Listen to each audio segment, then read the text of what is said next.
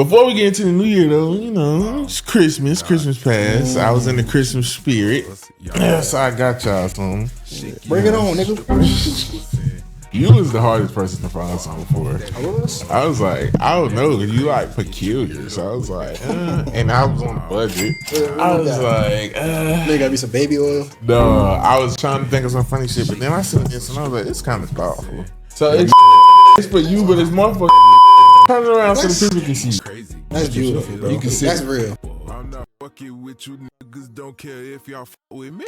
What it is, what it ain't. It's your boy Low Key V. And this your man K3. And this is Paid N Bazed, where we get money and wash our ass. Kazoo type. I can tell y'all ain't recording in a while because that K3 clap was aggressive. Yeah. No, he even came on the mic a little aggressive. Like, it's your boy K3. I heard that rain hit my finger and shit. That shit hurt. He's like, I'm ready to do this shit. Let's fucking go. Yeah. Sorry, y'all. We didn't tell y'all we was going on break for 2 weeks. Forgot to tell y'all, but we back. You know what I'm saying? What the fuck going on? And I would hope y'all would have enough common sense to know what's going on. But then again, you never know with this. Y'all audience has shown not to be, you know. The bright. Shout out to the Vagina Liberator. Yeah, and you know, they might think, yeah, you don't never know with this. It be a lot of shit going on. So Yeah. but we just had to take the, you know, the holidays off or whatever. By the time this drop, it'll be New Year's. Happy New Year, y'all boys. Happy New Year, Happy New Year. You know what I'm saying? 2026 is crazy. But I know. I seen this girl on TikTok talking to like her dementia patient that she was watching, and she was basically telling her like, "Do you know what year it is?" And then it was like, she was like, "What year were you born?" She was like, 1932. She's like, "Okay, so what year is it?" She ended up at 1930. She's like, "No, it's 2026." Oh my God. Shit, that bit, no, it got worse because the girl was black and the lady, you could hear she was white, and she was like, "Well, who let you in here?" And then at the end, she was like, "Well, I'm gonna let you know you're welcome anytime." And like, she like, "Bitch, why? Who let you in this house?" Why is you my nurse, nigga? Before we get into the new year, though, you know, it's Christmas. Christmas passed. I was in the Christmas spirit. So I got y'all some. Bring it on, nigga. You was the hardest person to find something for. I was. I was like, I don't know. You like peculiar. So I was like, and I was on a budget. You know, Nigga had $750 budget. 50. $750. Oh, I was at 5 and below. So I got this for him. The megaphone. I feel like this is something he will use. If we get into it on the pod, you could, hey, y'all. Do it got a siren on Shut it? the fuck up. I don't know. It's a cheap one, Yeah, that bitch just got a trigger on it. ages 5+. But I feel like he would use this. Okay, that's what's up. Yeah, My voice get get deep. I'm gonna sound like Satan. Nigga said I'm gonna sound like Satan. megaphone. I'm gonna that bitch sound like I-20. And for you, Nigga, that bitch. Hello. What I we was got? like, Nigga, gotta be some baby oil. no, I was trying to think of some funny shit, but then I seen this and I was like, it's kind of thoughtful. So it's cat table. It's for you, but it's more for Shaheed. If you want some baby oil for real, got some over there. Oh, that's what I use too. Yeah, I use that Shaheed, shit for too. Shaheed to sit, so turn it around so the people can see. Shout out to Shaheed. Shaheed gonna have a little table to sit on. That's beautiful, bro. You can sit, That's real. Yeah, you can sit it right on this. I thought of Shaheed. Shout out to man. Shaheed. Yeah. Shout out to my Muslim And I think cat. he got some little fur at the top, so he be warm. Yeah, he'd be cool. That's cool. That's thoughtful, bro. Yeah. Yeah, no, I'm gonna put that together today. I had to think of some little artsy shit. Yeah, that's cool, bro. I'm like, That's real appropriate. because it was this cup I was gonna get. It said "Slay all day," but I was like, That's insane. I was like, he not gonna use it. That's insane. I would have given it to somebody else. I'd have re-gifted I that. know. So I was like, I seen that. I said, the first thing I thought about was Shaheed. So Shout out Merry Shaheed. Christmas, y'all. Merry Christmas. Merry Christmas, niggas. How was y'all Christmas? Where's my gift? You got it last year. Yeah, last year, y'all, he got us gifts. I didn't know we was doing gifts. So this year, I assume we was doing gifts, but I guess Guess not. next year niggas better be on one accord. Nigga, everybody was broke this Christmas. I don't know. Niggas made a way out of no way this year, boy. I'm a Jehovah's Witness. So. Yeah, I kind of believe you. I mean, my dad is Jehovah's Witness, but we ain't in practice. Are you ready for Jehovah's return? We was kind of like Joe Jackson in the Jackson 5. Like, Joe Jackson was Jehovah's Witness. But yeah, but the family wasn't. Yeah. I feel like families I seen growing up, and they be like, they was always Jehovah on the broke years. Like, it was Jehovah's Witness. That's how I go. But then when they had some money, now y'all celebrating Christmas and shit. I want to share something with y'all real quick or whatever, speaking of Jehovah's Witness. So my brother Tay, he wanted to come home. You know, he live in Texas. So he wrote a group chat with me and my best friend, Shazi. And he was like, why don't y'all buy me a flight to come home Friday? And Shazi was like, how much is it? And I was like, nigga, fuck you. He said $375. Shit. And Shazi said, yeah, what Keith said. I was like, nigga, you a Jehovah's Witness anyway. Go get ready for the return. I'd be like, nigga, don't you got a boat? What? Ride that bitch in. Right. You better cut through the Gulf. Fuck. Yeah, hell no. But them plane tickets do be crazy though. I ain't gonna He ended lie. up coming though. But day after though. Yeah, I think I seen that. Yeah. I'm not gonna lie, like I don't think I ever flown during holiday time. It's just too much. It's too much. Like that shit is a lot. The airports, a lot of people, shit like that. And everybody got their kids, crying babies. A lot going on. You ever seen that viral video and that man was like, I did not pay. Yeah, this motherfucker cry. Did the baby? that nigga was really mad about the baby. Did a baby pay extra? Shut that baby up. Is that like valid? Nah. Nigga, fly private. Yeah. If you want some privacy. But also too, like I've heard some horror stories where like a baby did not be quiet the whole flight. Like at one point, do you get to turn around and be like, I mean, I would have headphones on. It's like who like just raw dogging the flight though? Yeah. Like, you just ain't got no headphones, no nothing. Well, I always have AirPods, but I only put one in because I need to hear what's going on. Speaking of planes, I just watched Soul Plane last night, and that shit is hilarious. No, bro. that's a funny ass movie. I was just watching Big Mama's House. I was like, damn, I've been watching a bunch of old movies like it's a boing boing. Shit from the past, bro. Yeah, I watched that, and I watched Four Brothers, bro. That scene on Four Brothers, bro, when Jack get killed, that shit get me every time. Jack, that was the younger white one. Yeah, that was crazy. I was literally watching that shit last night. The Machine Gun Kelly looking one. I was about to say he loved Machine Gun Kelly. Yeah. They always play that shit around the holidays. That shit was on YouTube. Oh. That shit was on Nigga, YouTube. that bit might be COINTELPRO. That bit played on my YouTube last night. That's YouTube, crazy. Bro, yeah. I thought, because first I was watching something and then that went off and then Soul Play came on. I'm not watching this shit. And I ended up watching this shit. And then Four Brothers came on right. I thought, this my shit. They playing all the hits. But nah, that shit something shaggy about that. Then after I wasn't watching movies. The Godfather came on. Like, what algorithm is this? What y'all niggas got? YouTube TV? Just regular YouTube. Oh. You don't be on YouTube enough. No, I just watch like podcasts and shit on YouTube. Yeah, after that shit go off, they start. I don't pay for YouTube because they got a bunch of free movies on there. You pay for YouTube? Oh, they got free movies now. Yeah, they got a whole bunch of free movies on there. I got YouTube Premium, so I just put that bit on. That bit just go. I've been considering getting premium because the ads is just crazy. No, YouTube ads is insane. Yeah, like it's I used to get every premium 2 minutes. Like, come on now. Like when I worked at the post office, I had premium only because you could lock your phone and the videos will still play. But now we do that now. Because the only thing I pay for right now is Netflix. We got my girl sister Hulu, a Peacock.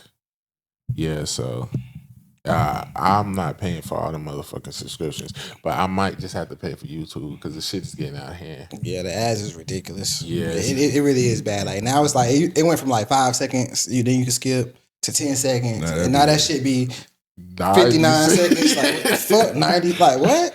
And that shit come back to back to back to back. And it's like the more you watch YouTube, like sit on there, the ads be worse every time you go to something new. But the craziest thing to me about YouTube is they allow anybody to have ads on there. Like most of the ads be like scam ads. Yeah, all type of like shit. with AI voices doing AI celebrity voices and shit like, don't sue the person you get in an accident with, sue the insurance company. I'm Sexy Red and this is what I did. Like what the fuck? That shit be crazy as fuck. Yeah, YouTube don't give a fuck. All this streaming shit is just getting real different. But what y'all boys got for Christmas? You got something? Nah, this year, me and my old lady, we decided to not do gifts. We really ain't get nobody nothing. Like, and usually if she say that, she'll still get like her nephews and the kids stuff. And I try to get the kids stuff. Nah, we ain't get nobody nothing because we trying to do some vacations next year. So. Yeah, that's real. That's real. Yeah. You got something else? Yeah, I got a megaphone. Yeah, I be telling people, bro, don't give me nothing. I'm straight. Yeah. I don't be wanting. I don't be knowing what I want either, so I don't really ask something. If you want to give me something, you give me something. Like I don't be expecting that. My grandma got me some tank tops and some socks. You can always need tank tops. Yeah. Grandma's always gonna. My grandma gave me and my girlfriend both a $25 gas card. Yeah, my grandma usually give all us. It was like for a BP. BP. Nigga, I gotta search for a BP. Like, BPs ain't official no more. Like they all private owned. Like I'm in that bit. I'm like, yeah, let me see. Try to swipe it. Yeah, I don't know. This shit better work. And that's how I know them gas stations be getting old, bro. Because where my gas tank was at, like if I would put 25 in at a gate, that shit would have gave me a half a tank. I put that 25 in while I was on E at that BP. That shit ain't even go up that all the way to half. I was like, this shit probably straight water. Well, they mix it. This the gift card gas. Yeah. I'm in that bit. Do y'all tire machine work? I need some. The air machine. I need some air for my tire. I don't know. Yeah, they be like, I don't go out of that bit, be broken off and all type of shit. I was like, I'm not scared of my card on this. Nah. Fuck no. What else I got? Oh, I got some Yeezys. Oh, for real? Mm-hmm. Check it. Oh, them Yeezys? Mm-hmm. Oh, shit. Oh, them the newer ones. They like okay. my swag. Let me see. I like them. Okay. But that's see, it, I be still thinking about Yeezys when they was with Nike before they had went to Adidas. Mm-hmm. It's because they had that look. But no, I like them. Who got you the Yeezys? What was the Secret Santa? With who? Yeah. At work. Oh, for real? Mm-hmm. Damn. Yeah. Your coworker like you. Yeah, I love my coworkers. It was a woman? Mm-hmm. So I just thought about something. No. I noticed something. Instead of saying coworker, you usually say colleague. Colleague. Or whatever. And I feel like that's like it's a dynamic. Like some people say coworker, some people say colleague. Or whatever. And I feel like if you work at like McDonald's and shit, you can't say colleague. Yeah, well, you can't. It's ways. Colleague is only corporate. Like when I watch like Pop the Balloon, and then like I be knowing the lingo. Like when they be like, "Oh, what are you in?" And they could be like, "Oh, I'm in transport and logistics." I'm like, Uber. Yeah. No, bro. Them niggas be, bro. That's my favorite thing about Pop the Balloon, because the girls, they either gonna say they model. Or whatever. Like it's two different forms of like it's the male version of I ain't got no job, and it's the woman version of I ain't got no job. A bitch put it together so good that she was a CNA without saying it. She in that bitch. I am a medical. I'm like, bitch, that's a CNA. Yeah, bro. But if you're not gonna, you gotta know colleagues, or even like you can say like, as I was where I sit at, at my, if you don't want nobody to know you in a cubicle. Say, you was talking amongst your cohorts. Cohorts, yeah. My counterparts. Yeah, shit sound like you got offices. Yeah. Like, what's going on? But damn, I didn't even know. I do say colleague. Yeah, because I was talking to somebody else and they said colleague or whatever. But it was like a situation where like, you don't got the job. Where you but back to these Yeezys. Yeah. Because you tried to. Shout out Kanye. So for real, like. But no. This was a personal gift. Oh, okay, I figured. Yeah, that's a personal gift. Yeah, dummy. You don't buy nobody no shoes. I learned the hard way. Yeah. Superstitions. I try not to believe in a lot of superstitions, but that is one superstition I believe in. Every time I done bought a bitch a pair of shoes, a bitch get to walking all over me. I promise you, and I ain't gonna lie. Every time a bitch done bought me a pair of shoes, I walk out their life. My last relationship, she literally brought me some polo slides like 2 weeks before I finally left and never went back. And I didn't notice it until one day I was wearing them. And I was like, oh, shit. Yeah, some people, I've had plenty of women say that or whatever, but I like to buy girl shoes, and I like for them to get me shoes too. Because I rarely buy shoes. And you're not with any of them still. That's why you buy the shoes when y'all not together. No. Like I that's a superstition that I believe in. Okay, like you know what? I feel like black people, like with our superstitions, you could be super religious, but it's just hard to get that hoodoo type shit out of your. Because some shit ain't worth risking. I'm saying, so like, what's a superstition that was in y'all house that maybe your mom implemented that you don't even realize was a superstition until you looking back on it? Because like with my mom, we couldn't split the pole. You can't sweep feet without spitting on the broom. No, we don't do that. That's nasty. Split the pole, you can't split the pole. Yeah, my mama don't. But that wasn't really something that my mama implemented. That was more so just for me being outside and shit. Like with Kanan, like don't split that pole, bro. Yeah. Probably. Damn, I just had it. Fuck. Well, one superstition that I did have growing up, it was more so about like if it's raining and shit, you gotta turn everything off. Which is fucking stupid. I was like, that's not superstition. That's stupidity. Yeah, that's stupid, bro. I want my TV to be. What are you talking about? Yeah. Oh, did they used to say, like, did they teach you growing up, like, when it's raining that God is crying? Yeah, and if it's raining while the sun is out, that's the devil crying. I never heard that one. Or they say the devil beating his wife. The devil beating his wife. Oh, yeah, I done heard that. That's what it was. Devil beating I his thought wife. that was with thunder or some shit. Devil beating his wife, yeah. Because when they used to be thunder, I was like, damn, God, man, it's fuck. You're killing me. Oh, not all God, nigga. No, like super. So that's what I be saying. Like a lot of people be super churchy and be like, "Oh no, I don't do that witchcraft shit." But I feel like little hoodoo practices are in our bloodline that you can't help it, and you don't even know that you're doing it. Yeah, me and Hal was just talking about it before because you know, some people do like New Year's, like cleaning your house on New Year's. I feel like that's a superstition. Black eyed peas. Yeah, black eyed peas. Man can't walk into the house. A man got to walk into the house first with money in his pocket, with cash. Y'all don't do that? Mm-mm. Okay, listen.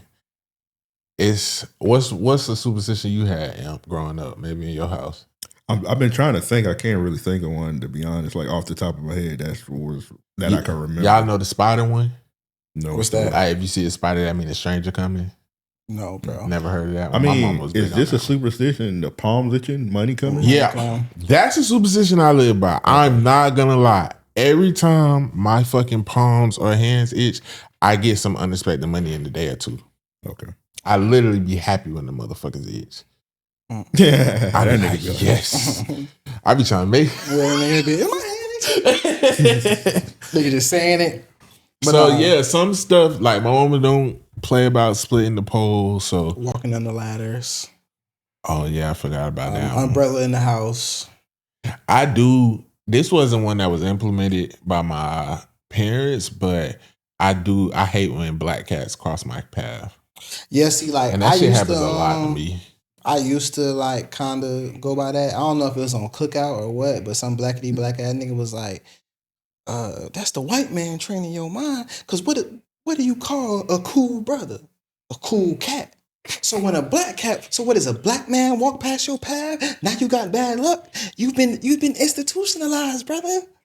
No, but black cats always associated with like spirits and shit. Mm-hmm. Cats in general have connections to spirits. That's why they say cats have 9 lives.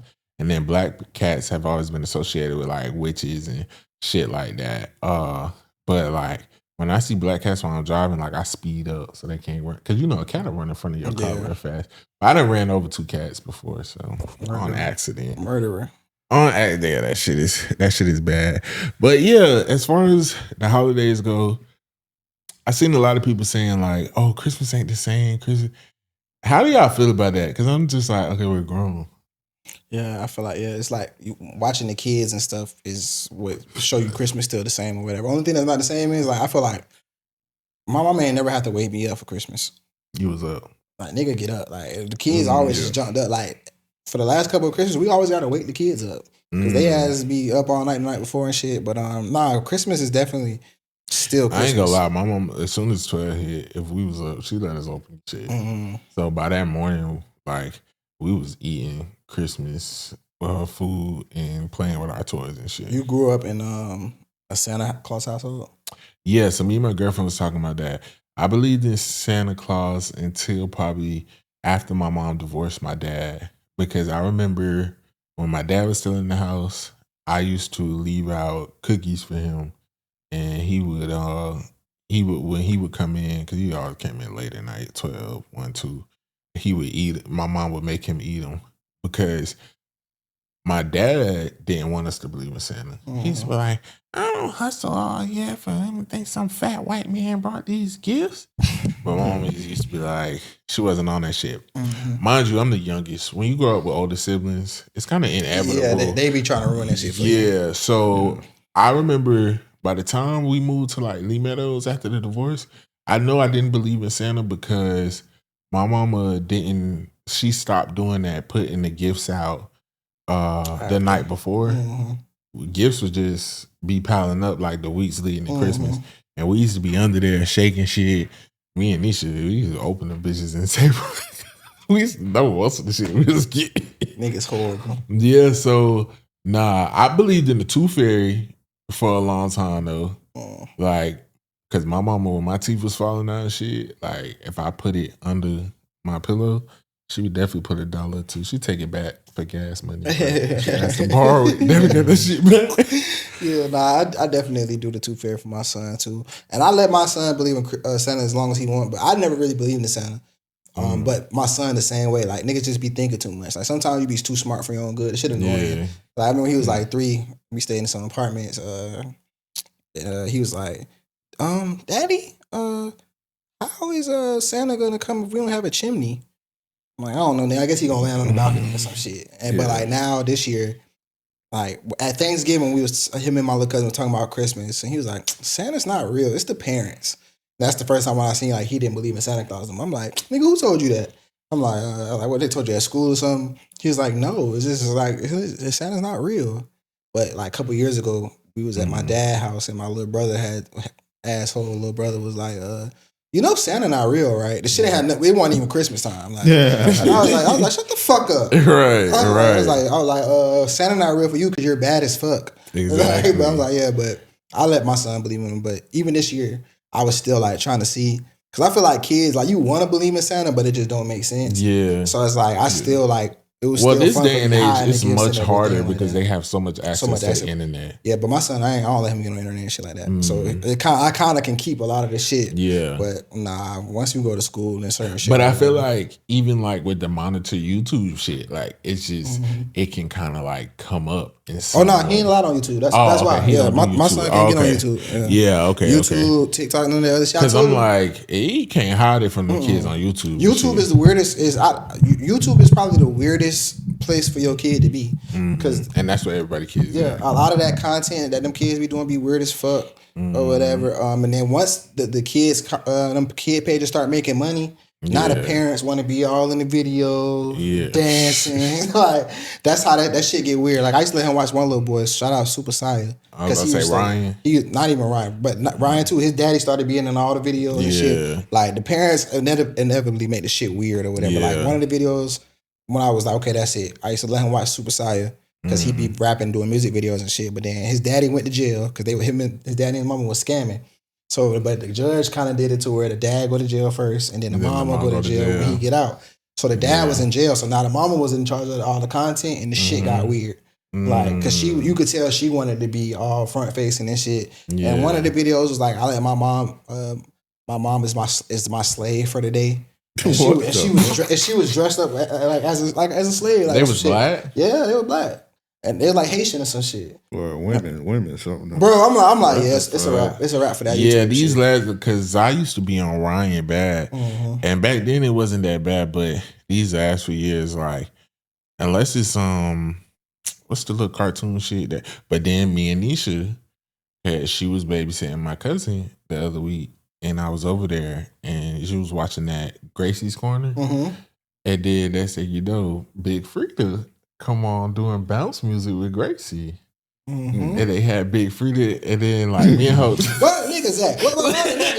What a nigga's at? She was saying kid shit, but Nisha was like, oh, fuck no, see this one. And I'm like, okay, on one hand, it's like, it's a cartoon character, Big Freaka, but I'm like, it is still confusing because she's dressed as a woman. She got a man voice. I was like, I don't think kids would question it, but then I don't know. No, the kids not gonna think nothing of it. But it's just like you can't just with YouTube, you can't just sit them there and let them watch whatever. Because you don't know what's coming. Like we just said, when it came to fucking Soul playing and all the other shit going on, that shit ain't had nothing to do with what I was just watching. Right. They'll just start playing anything, and now you're just watching whatever. Now they do have the kids on the YouTube, but I feel like shit still be because I've heard of videos like disguising themselves as kid videos, and then it be some weird shit. Yeah, it's always if humans are like, because some people play with toys, then that get weird. Or even like my son, he used to like to watch people play Fortnite or play video games and shit. But these grown ass men, once they started doing kid voices and coming up with skits and all that other shit, I don't be into that, bro. So it's like fuck that shit, bro. You can watch any TV show you want. You can watch anime where they chop niggas' heads off. I don't care, but you not watching anime, nigga. You can start watching hentai. Yeah, like, that's real. Yeah, you gotta watch that shit because it was during Thanksgiving. My nephew, he was and it's crazy. Just off the gate, he was telling me he know about our podcast, and I was like, "You shouldn't be watching it." Right? So he was talking to me. He was like, Uncle Anthony, you ever interviewed Deshae Frost? I'm like, man, how the fuck you know who Deshae Frost is? And I don't like Deshae Frost because he be doing like some R. Kelly. Some weird shit. So I was like, I had to tell like my brother when they tighten up a little bit. Nigga. Like how old is he? What type of parent is you, nigga? He's like 12, but it's like it's like nigga, you shouldn't know who Deshae Frost is. You shouldn't be watching. Okay, what's 12? Like 7th grade? Yeah, 7th grade. Yeah, I ain't gonna lie, my nephew know who all them niggas is. I actually be talking to him about streaming niggas, but watching that shit though is like one thing I can say is I feel like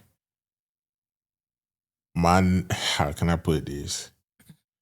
I do feel like sometimes two kids can be certain ages, but they're two different types of kids, and you can raise them two different types of ways. For sure. Each kid is different. Yeah. So like with my nephew, I don't feel like it'd be too much with the streaming shit because it's like he know a lot of shit. Like I'm not saying it's right, but then some shit it do. But like my sister, she won't all his friends and shit got Instagram, Facebook. She won't let him get none shit of that. Shit is a dub.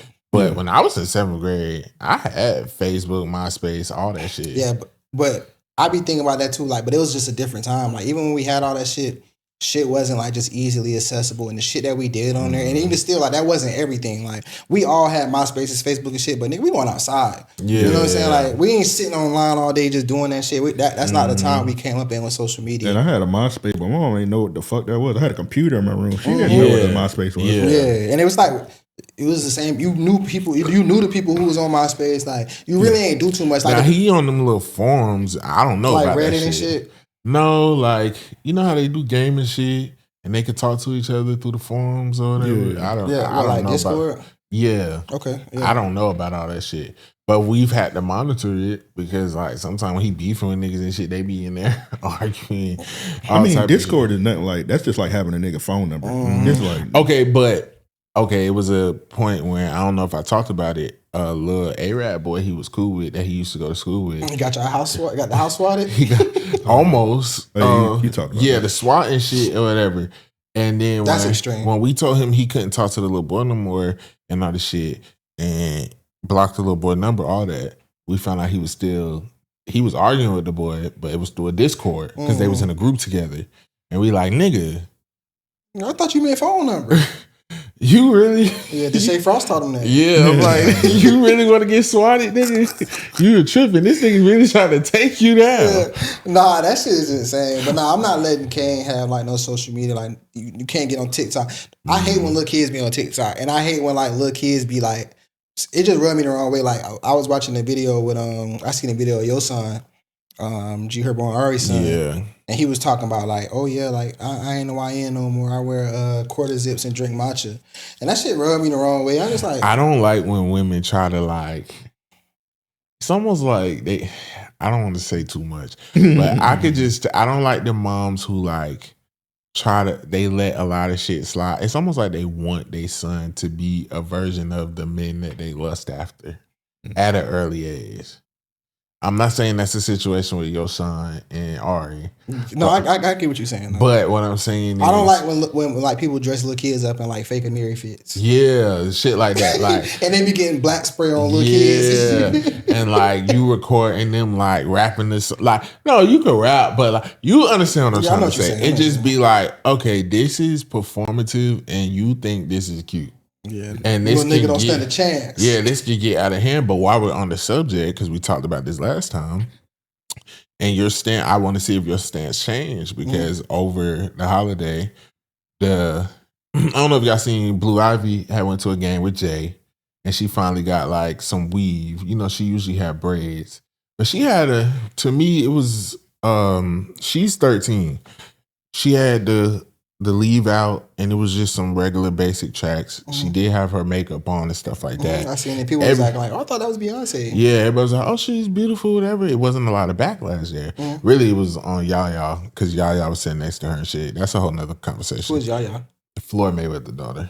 Oh, okay. And they were saying something like, oh, y'all need to put more in her, because she didn't have on makeup and stuff. And she came out and was like, but y'all looked okay. Like, she was at a basketball game. Yeah, like it was really a comparison thing because you got Blue Ivy and Yaya sitting right next to each other, and then Jay and Floyd. So it's just like, and you know, Jay and Floyd got like a little rocky.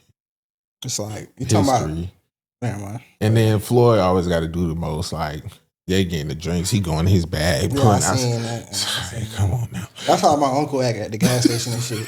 when the girl cute, nigga pull out a wad. My thing is like Jay's not even paying attention, and like Jay not even the type of nigga you pull out money for. Like, you know, like nigga, you carry cash. So what was going on with the Blue Ivy shit? So I just want to say, with Blue Ivy, you carry cash? Yeah. So with Blue Ivy, you know, I didn't see like, oh, that's too grown, nothing, because to me she still dresses very age appropriate and conservative. But they started doing the comparison thing again with North, because North. There was some pictures that just dropped. And I'm sorry. I know last time I was shot in the face, she dresses too grown. She's only 12. Full blue lace wig. I'm not fucking with it. I don't know. I don't know. Did you see the pictures? Yeah, I seen them. Full makeup. I said, okay, the makeup I can understand. But even still, I feel like when you 12, 13, I feel like you shouldn't be getting full glam till you like 16. Girls in middle school was wearing lip gloss and shit, but all that foundation and like, if it's not a prom, like what are we doing? And then the full lace blue wig with the edges. I'm sorry. Even when we was in school, what was the trend? Frontals? Not frontals, lace fronts, or what was the women wearing? They was calling them something. Yeah, they was calling them something different. It might have been bundles, because that's when they had like Remy and all that other shit. That was more so high school. It was something like they used to call them middle school. Yeah, middle school. They wasn't doing like bundles yet. Probably like 8th grade. I'm saying nigga. That's what we talking about. Nigga, they get box braids. Right. So that's what I'm saying. These are middle schoolers. North is 12. That's 7th grade. That's Zai age. Blue Ivy's 13. That's 8th grade. I do feel like for a 7th grader, North, it's a little inappropriate. I would not want my daughter in a full bust down blue wig. I'm sorry, not in 7th grade, with a face full of makeup, and then she even had the spiky nails. That's too much. Look at her mom. I know. Yeah, it depends on like for me, like the hair. I think if anybody should have blue fucking hair, it should be a child. I feel like it should. But long inches down your back. I mean, and because the adults have kind of took over that wave. Now I can see if it was like the braids with the blue streaks in it, I'll get that. But a whole wig, I don't even think she should be wearing a frontal.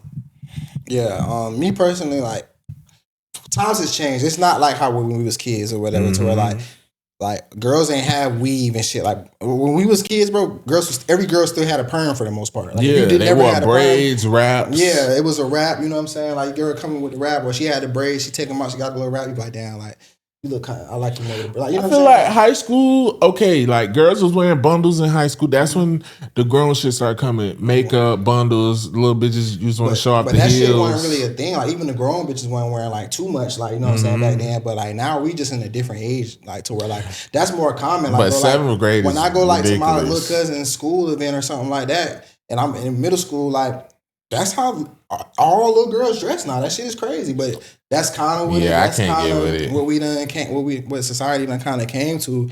But I feel like she don't dress inappropriate though.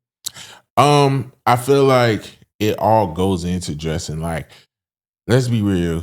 We all know older pervert niggas where it's like, I'm never going to victim blame, but a child dressing more like that, it's gonna make like a nigga turn his head like, oh, because we associate that with grown women.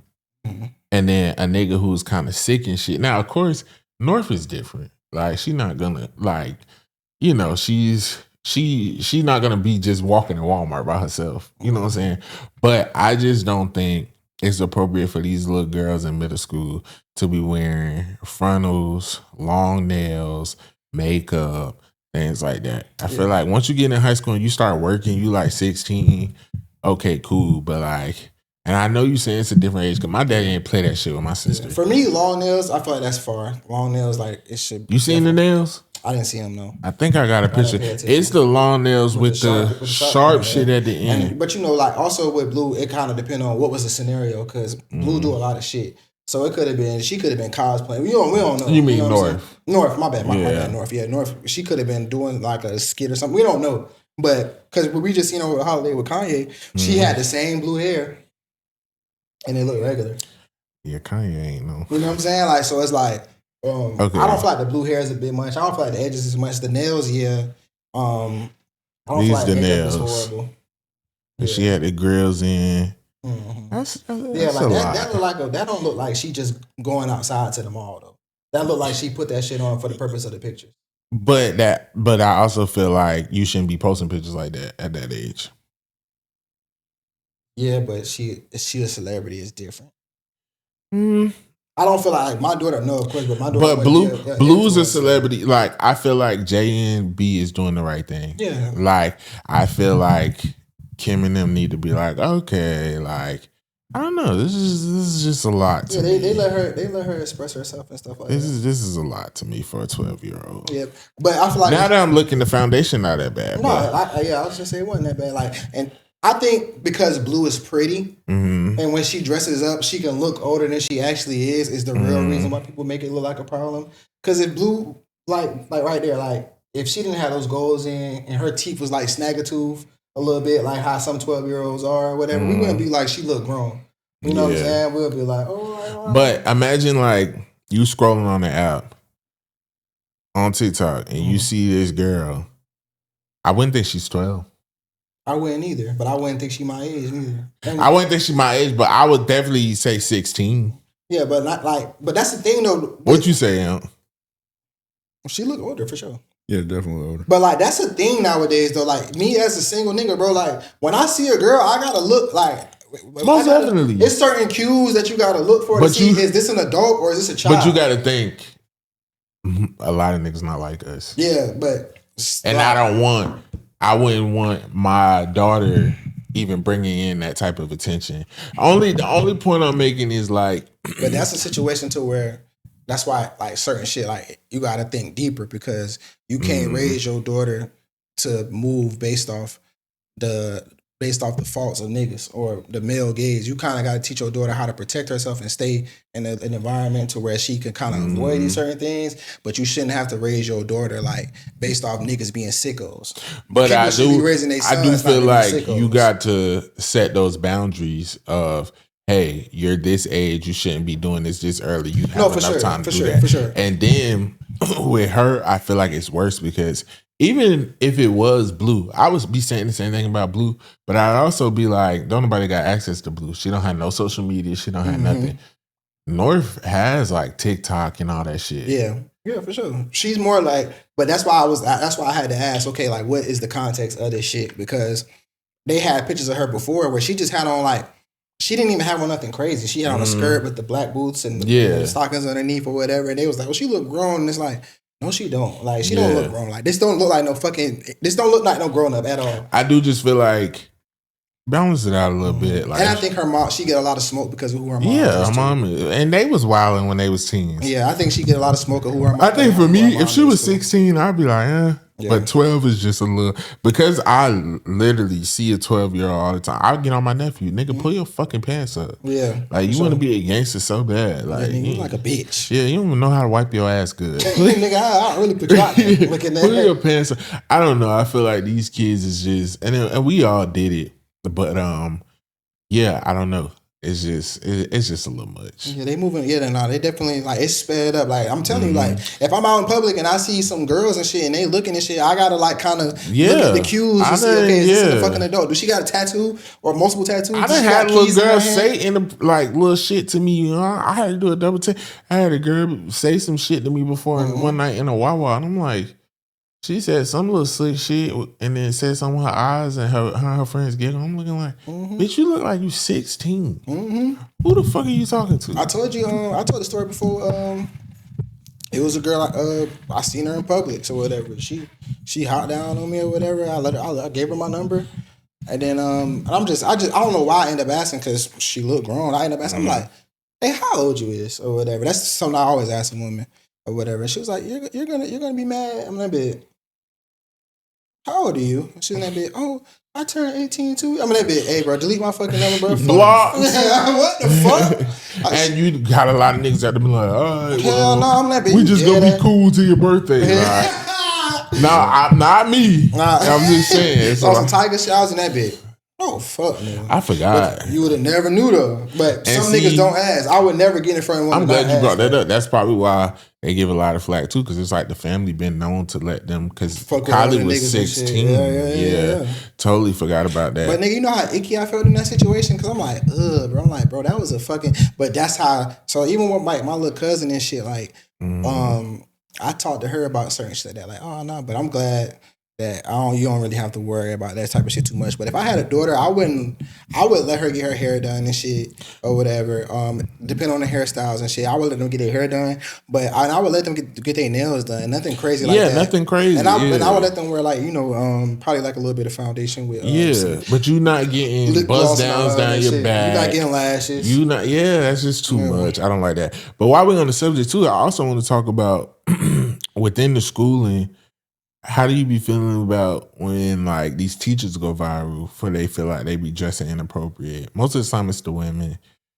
And a lot of times it be the curvy women. And they be like, the people who I have seen, I feel like them bitches is weirdos. Because y'all be turning around for the camera too, and it's like, okay. Yeah, and it's like certain shit you just don't wear or whatever. And and this is a different time too, to where like a lot of the teachers do be fine. They be our age. Like teachers getting younger and younger. You know what I'm saying? And then, but it's like some women are so like curvy and shit. I feel like it don't matter what they wear, you're going to see their figure. Yeah, but it's a difference to wear shit that accentuates your figure. That's you know what I'm saying? And it's stuff that's appropriate. You know what I'm saying? People don't like to say, like, people don't like to understand that there's double standards in the world. Like, it's certain pants when I work at the bank, it's certain pants I can't wear because my dick gonna show. And that's inappropriate, nigga. And some, you know what I'm saying? It's just the facts of the matter. Hell no. A lesser nigga wouldn't have that problem looking at it. But real shit though, bro. It's certain pants that I can't wear because like it might be a little print, bro. That's unprofessional. No, that's true. You know what I'm saying? But like, when you a woman with ass and all that shit, it's certain shit you can't wear. Because I actually just seen a video of this lady she took of a nigga in the Dollar Tree because he was in that bitch sweatpants, no drawers, and kind of like one of them creepy niggas that be like to follow people around the store and shit. And it's like, it didn't help when she like put the video because it's like, I'm like, okay, like, is this nigga like still on hard during the altercation or he just really like swinging? Like, it was bad because it's like, and don't get me wrong, I'm like, well, damn, sometimes I don't like wearing drawers, so sometimes I put me on some shorts and shit like that. Yeah, like sometimes I'll go to the store and just whatever, and I'll just be like, and then I'll fuck around and be like, oh shit. Yeah, now I'm putting shit in front of my shit. I put a bag in front of me or something, and sometimes my girl be like, "Where you going like that?" Whatever. But I don't. I mean, my shit ain't big enough for no bitch to be chasing me down the store like I'm doing something. She might see a little print, but it's like that's some regular shit. Watch him, nigga. If you know your dick that big for people to be like, "Oh my god, he's a fucking." Nigga, you need to put some drawers on, bro. Like, for real. Nigga said he put that bitch in the holster. No, for real. Like, certain shit you can't do. You know what I mean? You can't rock. Just like women with big ass titties. Like, women with no titties can wear a V-neck. Women with big ass titties, you can't wear a V-neck. That shit unprofessional. Or them strong ass areolas, you see them through the... Well, I don't mind. But, I mean... Cardi B's. Yeah. Or women with fat pussies when they be wearing them tights. Yeah, it's certain shit. It's just certain shit. Like, that apply to everybody. But yeah, like, it's... When I go to my son's school, a lot of teachers are young, and there's some pretty ass teachers there, and they be dressing modest. As a teacher, as somebody who's for one with kids, anything could distract them or whatever. You should dress modest, like. But I'm just saying, like, okay, like I remember Miss Timley, 6th grade. I'll never forget that nigga Sean got in trouble. We used to call her Big Booty Timley. But like Miss Timley didn't dress inappropriate, but you just gonna see that shit. Yeah, that ain't no issue though, because it's the intent behind it. And she was walking down the hall, them clappers was clapping. That nigga said, "Big Booty Timley." She was like, "Oh hell no!" Go to the office, but that shit was thick. And then like even like in high school, we had an administrator named Miss Harvey. Miss Harvey was like a shorter. She was more like a BBW, but that ass was fat. But she always wore dress pants and shit, but you gonna see it. Mm-hmm. Yeah, no, we had a teacher like that in school. When I went to school in Alabama, Miss Bean, she was pretty. I asked her to go to prom, actually. Miss Bean. I think Miss Bean passed away too, bro. Miss Bean was fine as fuck, bro. She was dark skinned. She had pretty white teeth, pretty smile. She had nice little hair. She always had like in a little bob. And Miss Bean was thick as fuck. And she always wore appropriate clothes. And of course, we still know she thick as fuck. But Miss Bean ain't fucking wearing fucking yoga pants in this bitch. Like, but I also feel like bouncing on her tippy toes and shit. If you really be on TikTok, it be a lot of weird teacher niggas too. Yeah. Like, oh, let me show off my fit. And then they like talking to the kids and shit. I don't know. Yeah. A lot of people just want to be famous these days, bro. Like, or want clout and shit, and they don't care how. Did we ever talk about the stud?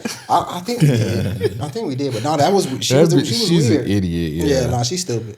I feel like Shawty want to take me down. Yeah, like I ain't really the type of nigga that like, you know what I'm saying, play like respectability politics and shit. But like, I feel like if you got like a deep ass Memphis accent, you shouldn't be allowed to teach kids. Well. That's how a lot of kids in college feel about them professors, like Indian professors and shit, because like they don't be understanding. Thank you very much for. Yeah. Now turn your textbooks to page 272. Rest assured. That's their favorite fucking word. Rest assured. Please tell me how I can assist you. Rest assured, we will get down to the root of this problem. Is this Kit? The whole you hear in the background. I don't know. I be like, how many of y'all motherfuckers is in that call center? Bro, y'all ever seen the videos where like they trace where the spam calls coming from? Yeah, and it be just like 20 Indians in the room and shit, and they all scamming together. That shit and he be crazy. like, you using the name Barbara, right? That's not your name. Your name is Vishnu Patel. Yeah. That big. T-Mobile, stop outsourcing them fucking Indians, dog. That shit is aggravating. Thank you for fucking calling us. But they will get the job done. Okay, because we gonna speed through some of these topics. I do want to say, I just want to mention something that like, it's not much. I mean, no, that's a lie. It's a lot that pisses me off. But really, like really just irritates me. Like pretty much two that's like competing neck and neck is Clarissa Shields and that group Wanye. The nigga Wanye who made his son singers. They name their group as Wanye. Ain't it something like that? I think so. That's crazy. I don't know who irritates me more. I just seen niggas to be singing. Yeah, I haven't seen them niggas, but I be seeing Clarissa Shields. But everybody know they on TikTok. Everybody know Clarissa Shields is a little slow. I don't like the haircuts. I don't like the outfits, and some of them can't sing. And the whole concept of the group. He trying to make them a 90s group. It's just not happening. Yeah, that shit don't even. And they're corny as fuck. I'm sorry. Why do y'all feel like groups went out of style? Of course, they always break up, but outside of that, like people wasn't getting paid. Yeah, pay. Yeah, because then you getting paid as one group, and then it's like gotta split that down. People always fighting and shit. Like, I mean, you're not even getting paid as a group. You're getting paid as a one person. That's what I'm saying. Yeah, it's one person, and you gotta split it 4 ways. And when people like TLC started exposing that shit, like people just wasn't. I feel like group wise, the only groups that like got fair, I ain't never hear no like, oh, it was like Destiny's Child, SWV, but like in every other group, it's always an issue. Well, yeah, because you really can't pay. Well, Destiny's Child switched a few bitches. I'm about to say Destiny's Child had the most drama. Yeah, I'm gonna say I'm talking about money. I ain't hearing that money wise. Probably because it was fucking Beyonce daddy, and they ain't want to like y'all has to be out the group if y'all complain. Yeah. He probably made sure the ones who wasn't in there, he probably took care of them for the most part or whatever. Mm-hmm. But I don't know. But like musically though, it's like groups just don't really do it no more. And then it was always like one or two niggas who sung more than the rest was just harmonizing anyway. So it kind of defeated the purpose. It's always the lead singer. I feel like as far as like harmonies go, the only groups, because I really like when groups harmonize, the only groups that I could say like I could hear everybody's voices would be like Brownstone. The lead singer had a strong voice, but the other singers, they harmonized in there. Like to me, SWV was always Coco. Like I just hear Coco. And Jagged Edge, you never know who's singing. Nah, that one the lead nigga. Yeah, it's because they had the lead. The two leads was the light skinned niggas, wasn't them? Yeah, the twins. They had a group of twins. I thought it was the same twins niggas, and cousins. But that one, he got that distinctive voice. Yeah. See, first of all. Yeah. Nah, Jagged Edge is my favorite. I love Jagged guy Edge. group. I'm sorry, them niggas. But Drew Hill was good too, though. But Cisco was Cisco. Cisco, you only hear. I mean, you don't only hear Cisco, but you mainly hear Cisco. No, Cisco. I mean, Drew Hill, the big dude, sung too. Yeah, but he wound up leaving the group or getting kicked out or something. He was one of the first people. It was some bullshit. But yeah. But where were you going with this? My bad. I was just saying like, so that one shit, that shit just irritates me. I just want them to give it up. And Clarissa, like, I know Pap be annoyed, bro. Like, have you ever dated a bitch like annoying as fuck? Like, just lame cornball? Yeah. I have. You say yeah? Yeah.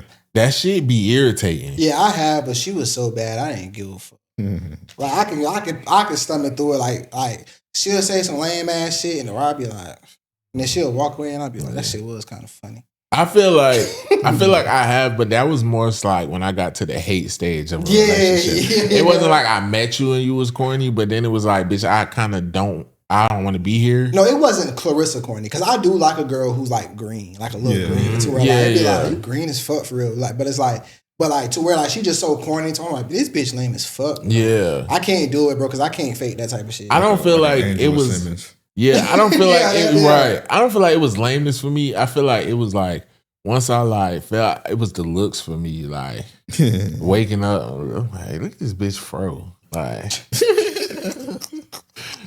let me chill because the Bantu Warriors was on our ass on TikTok. When I was waking up, like that hoe would be trying to cut her. I'm like, get the fuck off of me, bitch. Was she getting fits off? She was wearing like lame shit. Like she was wearing like Reeboks. Yeah, she had not Reeboks, but she couldn't really dress either. Like she used to want me to dress her and shit. Like it was just like, because this was somebody I had dated when I was younger. Then we got back together, and when we got back together, it was just totally different. And I wasn't still healed over old shit, so it was like, I hate you. I ain't even gonna say look, I like. Yeah. And then it was just like, what am I doing? Like I'll just wake up and be like, ugh. So disgust me. I feel like if I had to be with a bitch like Clarissa Shields, that's how I would feel every morning.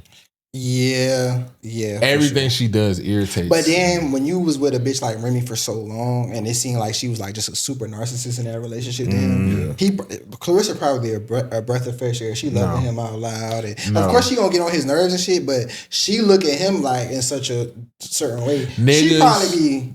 We not wired like that. We always miss the bitch that wasn't good to us. Well, but like until you heal. But he left though. Yeah. He left. Yeah. You know, it take a lot for us to leave. Yep. It take a lot for a nigga. He left once he got exposed. he was still in the house and shit. And once she felt hit because she's a narcissist and caught him on the phone with Clarissa, if he could still be hiding Clarissa and still be in the house. But they said that he was already, he already had gave her divorce papers and shit behind the hole because she was cheating and shit. He already gave her divorce papers and she wasn't trying to sign them. Now she making it seem like he not trying to sign them. Don't get me wrong, he don't love that bitch nowhere near the way he loved Remy. But what we know about, one thing we do know about bitches who be green and corny like that, they sex be fire. Hell yeah. Yeah, that's true. It's always fire. And she's spending that bag. Yeah. That shit always fire. Just like crazy women, they shit always fire too. But do it be worth it? Like, it's something with her mouth. She got a nice body. It's all right. She got a nice body. Even when them pictures she just posted in Louis, I'm like, bitch, what are you doing? Yeah, she the type of bitch I'd be like, bro, hey, we gotta talk. Like, but we from a different era though. Like Papoose also was a nigga like who was at a barbershop with a footed on. Yeah, Papoose a little green. Yeah, but she takes the fucking cake. No, it's bad. It's bad. Where Clarissa shit from? Ain't she from like Flint or some shit? Like, yeah, let's see where she. I think she is. I think she's from Flint. Somewhere in that yeah, area. she been drinking that fucking water. It makes sense. It makes sense. That fucking lead water done went to her head. Y'all seen on Twitter they was trying to make it seem like black men ain't fuck with Venus and Serena, bro. Yeah. I mean, it was funny because like all the women that were doing that, they got exposed. It was like a couple bitches like y'all niggas ain't like Venus and Serena. And they go back and look at their tweets like, and y'all was calling them men. Yeah, like this bitch strong. I hate this big bitch. Yeah. And like one girl said that big bitch could throw a cotton ball on a roof. I'm like, what the fuck? I was like, y'all was hating them. Yeah, no, that was always a thing, bro. Like growing up in the barbershop shit, men always talked about Serena for sure. I just watched King Richard for the first time, and they was showing like and then that made me go down to Serena look. Serena was bad as fuck, bro. Venus was always funny looking, and she like 6'3". Serena had Drake and Common out here beefing. Yeah, like, Serena was bad, but I'm talking about like nigga Serena. Now, me personally, I never was attracted to Serena because I don't like athletic women. I like natural. Bro, that shit was different. I gotta find that. I gotta find them. Serena before this getting with this white man and the crazy makeup and shit, she was fine. Yeah, no, now she looked nuts. Serena had like a little era. She had like a little 4-year run where she was like. Yeah, where she was like around the time when she was dating like Drake and Common, she was fire. But then like that window closed. Common got a crazy lineup. Yeah, Common is like he kind of like what's our boy name? He like Wes. Yeah, he like sneaky shooter, sneaky sniper. Yeah, been like that too. Nigga be using they put on the wholesome nigga. Ben is like that. Yeah. Mm-hmm. No, I know what type of nigga you are, Ben. Yeah. But nah, cause Common, that nigga that dated Angela Rye, Tiffany Haddish. Shout out to Ben. Tiffany Haddish was a little crazy. Tiffany Haddish, Serena Williams, nigga, I think he dated Jennifer Hudson now. But he had some other he dated Erykah Badu too, right? Yeah, Common, he did. yeah. Common. Yeah, he did. Yeah, that nigga Common be taking them down. I'm trying to find this video of Serena when she had the brown braids, bro. Yeah, nah, Serena. But now she looks insane, dog. Yeah, the makeup. Like she looks horrible. Did she get surgery or is that makeup? She had to get some type of surgery. Yeah, her face looks a little, it might be surgery, but the makeup, the shades don't even be matching. Yeah. Y'all think the white man making her do that? I don't know, but you know, like in order to like date a white man successfully though, you kind of got to be hit. Yeah, they like white women with bad wigs and. Oh shit, she used to date Esquire. Serena? I do remember that. Mm-hmm. But like her right here though, she was bad. Yeah. I don't know, man. Ladies, love yourself. Yeah. White men be more attracted to women who like black women who don't know what to do with themselves. Well, that's the only pro from it. You let your daughters wear lace fronts at 12, they gonna be baddies by 18. I wish her daddy would let her wear them. Let me chill. But yeah, nah. What topic you got? I don't even think I got a fucking topic. It was something I was finna ask y'all earlier though. It was some stupid shout out shit though. Oh, I was gonna ask. Did y'all see the FedEx robbery shit? Oh yeah, that was nuts. Yeah, that was crazy. That was nuts. Well, actually, UPS. UPS. Yeah, I'm talking about FedEx. Yeah, let me not put that on FedEx. Yeah, FedEx and that bitch. No, you don't go too damn far with that. It's always UPS because ain't UPS. Remember in Miami, that nigga was running from the police. He stole, was it a FedEx truck or a UPS truck? And they lit it up and killed the driver too? Oh, UPS. Yeah. You wanted, I don't remember that. Somebody brought that up recently. Mm-hmm. Apparently, it's easier to get like UPS, like fake UPS shit credentials. I can see that. Yeah, that do make sense. Because Yeah. they got more of a more of a known brand type. You shit. should pull up to a nigga house with a brown tee and a box like this. Yeah, Right. Because I don't even know what. First of all, be wearing. that nigga was pussy because like if my people in there, I'm not knocking. You just don't have to shoot me, bro. I'm not finna knock on the door. I'm not letting you in. I didn't see that. So somebody had to let him in. He was outside at first and they upped it on him, and then he went to the door and I don't know if he knocked or opened it. I couldn't really tell. But as soon as they went in, they laid the dad down because that was his parents' house. They laid the dad down, went upstairs. The mom was upstairs with the kids. I don't know if they his kids. They was little kids. I don't know if they his kids or the mom kids. And then The son was just. I mean, the little kid was his. The son apparently was like his stepson. But the little kids was like his. Yeah, okay. Because you know they kill all the adults execution style. And Yeah, I see left that. the kids alive. So they left I thought they killed I thought they killed everybody but the little toddlers. Yeah, They left the little two toddlers. it was 3. It was the son, the mom, and the stepdad.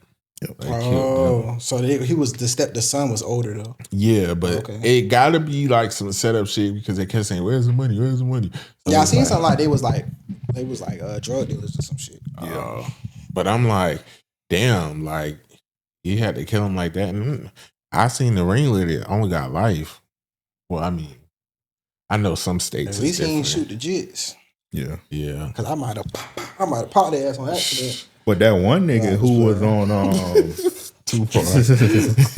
the one nigga who was like what he said is they got some big dogs in here. That's how they got caught because they recognized the nigga voice. They caught that nigga.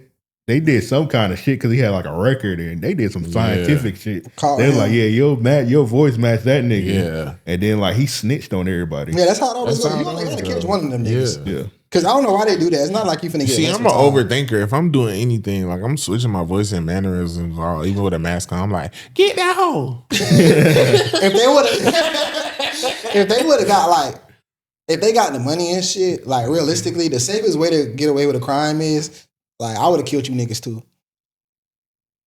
Man, that's why you wear a mask. I'm gonna be honest. Them niggas was all on camera. I'm only a killer for self-defense. Like if I feel like my life is in danger, I'd not even think it twice about offing a nigga. But yeah, and whoever that little nigga was that was outside my door 5 a.m. on my Ring camera, boy, you almost got killed. I'm like, what is this little? I was like, oh, this is it, free kill. I was ready for his little Niggas in ass. Florida be waiting on the free. But like, other than that, even if I do some dumb shit or times I have done dumb shit and shit, like I'm not gonna lie, like a lot of people don't know that was my brother MO, like robbing houses. That's what he mostly went to jail for.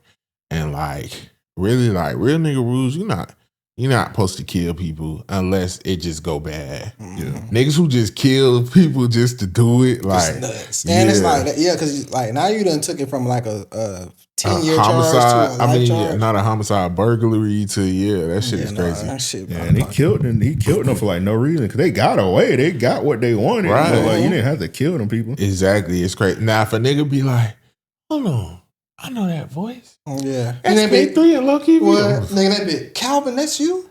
I'd be like, damn. I really wish you didn't say that. That's what's some things you never want to hear when what's some things you never want to hear when niggas got you laid out robbing you? That bit. Hey, fuck that nigga. Whoa. Right, whoa. See me, I'm a bit reverse psychology nigga. So like, nah, like I'll be like, yeah, do it. No. Cause that's gonna make niggas be like, oh nah, that nigga, he free now. I don't want to do that. You know what I'm saying? Hey, get that broomstick over there. Nigga be that bit. Shoot me. Please. See, reverse psychology. Like, I've been doing this shit since I was a kid. Like, me and my sister, we be sitting in the living room. She was a deviant. So, like, she'd just come out there and watch the TV. She'd be like, you've been watching that TV. Take the remote and turn the TV to something. So I peeped early on. If I act like I don't want to watch it, she gonna keep it on there. But anything I want to watch, she gonna change it. So I used to be like, I don't want to watch this. Because I want to watch it. Yeah. So I don't know. Reverse psychology do work on dumb people sometimes, but it might not work in my favor. Nigga's a manipulator at the end of the day. And so they like, yeah, get there. Nigga, I love broomsticks. I'm hoping they're gonna be like, this a freaky ass nigga, but they might be like, oh yeah.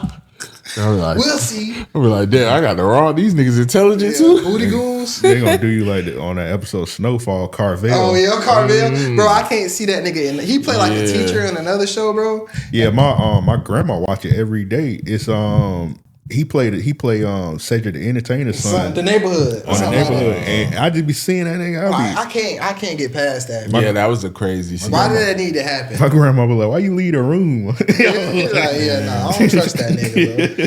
And he always looked crazy too. Nigga look like Draymond Green a little bit. Yeah. But it just be like, and he look older than Cedric the Entertainer. Like, why the nigga playing the nigga's son, bro?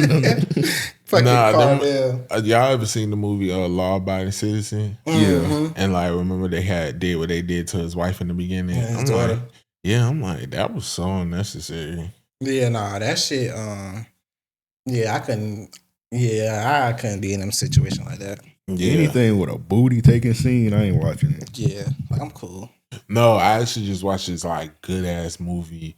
Me and my girl had watched it, and it was about like, I ain't gonna give the whole thing away, but basically this crazy ass lady who raised these kids, her kids is crazy, and they come back to this house that they lost, and the people in the house, they having like a party and shit, and they holding them hostage, and they making them choose. It's like a whole bunch of couples. So like, it's on some shit. Like at one point he came in, like one of the sons, she was like, oh, my son's gonna lose his virginity tonight, and one of your wives are gonna be it. And like, so niggas had to fight for their wife. Like, let's say my wife here, your wife here. It's like, we like brothers, but like, it's like, nigga, they got guns on us, so we gotta fight. And whoever win, wife don't gotta go. Oh. I was like, y'all putting all this energy into fighting each other. Just fight the niggas with the guns. I was like, this shit is it was pissing me off because I'm like, y'all had ample opportunity. So I just feel like it was a movie that came out not too long ago. Like it had like Batista or whatever, and like they had to like kill some they had to like kill somebody or the world was going in or some shit like that. They had to pick somebody in their family they was gonna kill. But yeah, that's different. That's when you just gotta try to shoot niggas. But I just feel like in certain situations, like even like in them Saw movies, like certain situations, I'm just not doing that. It's just like, okay, this is it. Yeah. It's fine. Chew your thumb off. Yeah. If you really want to leave. Like when they wanted niggas to cut their leg off, I'm not sawing through my fucking leg. I'm not doing that. I'm not. Like that one when the girl, she had the key in her neck. Yeah. And she had to like saw the key. Like, no, remember the key was in the eye or behind the eye? I'm definitely not doing the eye. And it's like, man, nigga, I be having a hard enough time putting contacts on. Right. Now they mad because they said the whole room gonna fill up with gas and everybody gonna die if I don't dig in my eye. Like, nigga, see ya. Yeah. I'll be like, bow your heads. Yeah. So we about to be out there. I'm not digging in my eye. Are you crazy? Yeah, I feel like your will to live has to be very high. Now, like, if it's some like to saw your fucking leg off. Now you said like chew your thumb off, I might could do that. Nah, bro, that shit gonna hurt. It is. Cause like that, I can't numb nothing. Like I might saw my leg off if y'all let me numb it. Yeah. But I gotta saw through my fucking. I'm not sawing my leg off because I don't think I'm gonna survive this. Either way, I'm finna hit an artery. I'm finna bleed the fuck out. And even if y'all let me go, how I'm getting out this bitch with one? Now I gotta crawl. Yeah, no. Yeah, then I gotta saw through the bone and all type of shit. And you gotta think about life after life without a leg. Like nigga, this certain shit. Nigga, go to sleep. Nah. Yeah. Now certain shit, like I think he had him in the tank one time or something with some water and shit. All right, okay, there's some fear factor shit. We can try to now we talking. Yeah. But nigga, you want me to do this to myself? Yeah, but later you found out the people like eventually in the Saw movie, you found out like the people that was in them traps were like they fucked him over. Yeah, and they always like horrible people though. Yeah, they did some like that one dude, like he killed his baby. Like he was like his wife was pregnant. He ran out the hospital. And then she got hit by the door and it killed him. I was like, okay, some of these people kind of they was all bad people and shit, so it wasn't that bad, but it still be like, all right, bro. Like, it gotta make sense now. And I'm gonna be like, that's why I be good. That's why I be nice to people because you never know what the fuck people do. Like old ass nigga, you ain't God judging me and shit. Fuck wrong with you? You think you just claw your eye out and eat it without throwing up? No, in 30 seconds. No. What if you put? Never mind. I already know what you about to say. What if you put the key up your ass? I knew you was about to say it. I'm gonna go get that bitch. Yeah, I'm gonna get that. That shit gonna hurt. Well, nah, because then it's like I might just try to boo boo or something. Yeah, I'm gonna say punch me in the stomach, bro. So what if he be like, no, it's zip tied. It's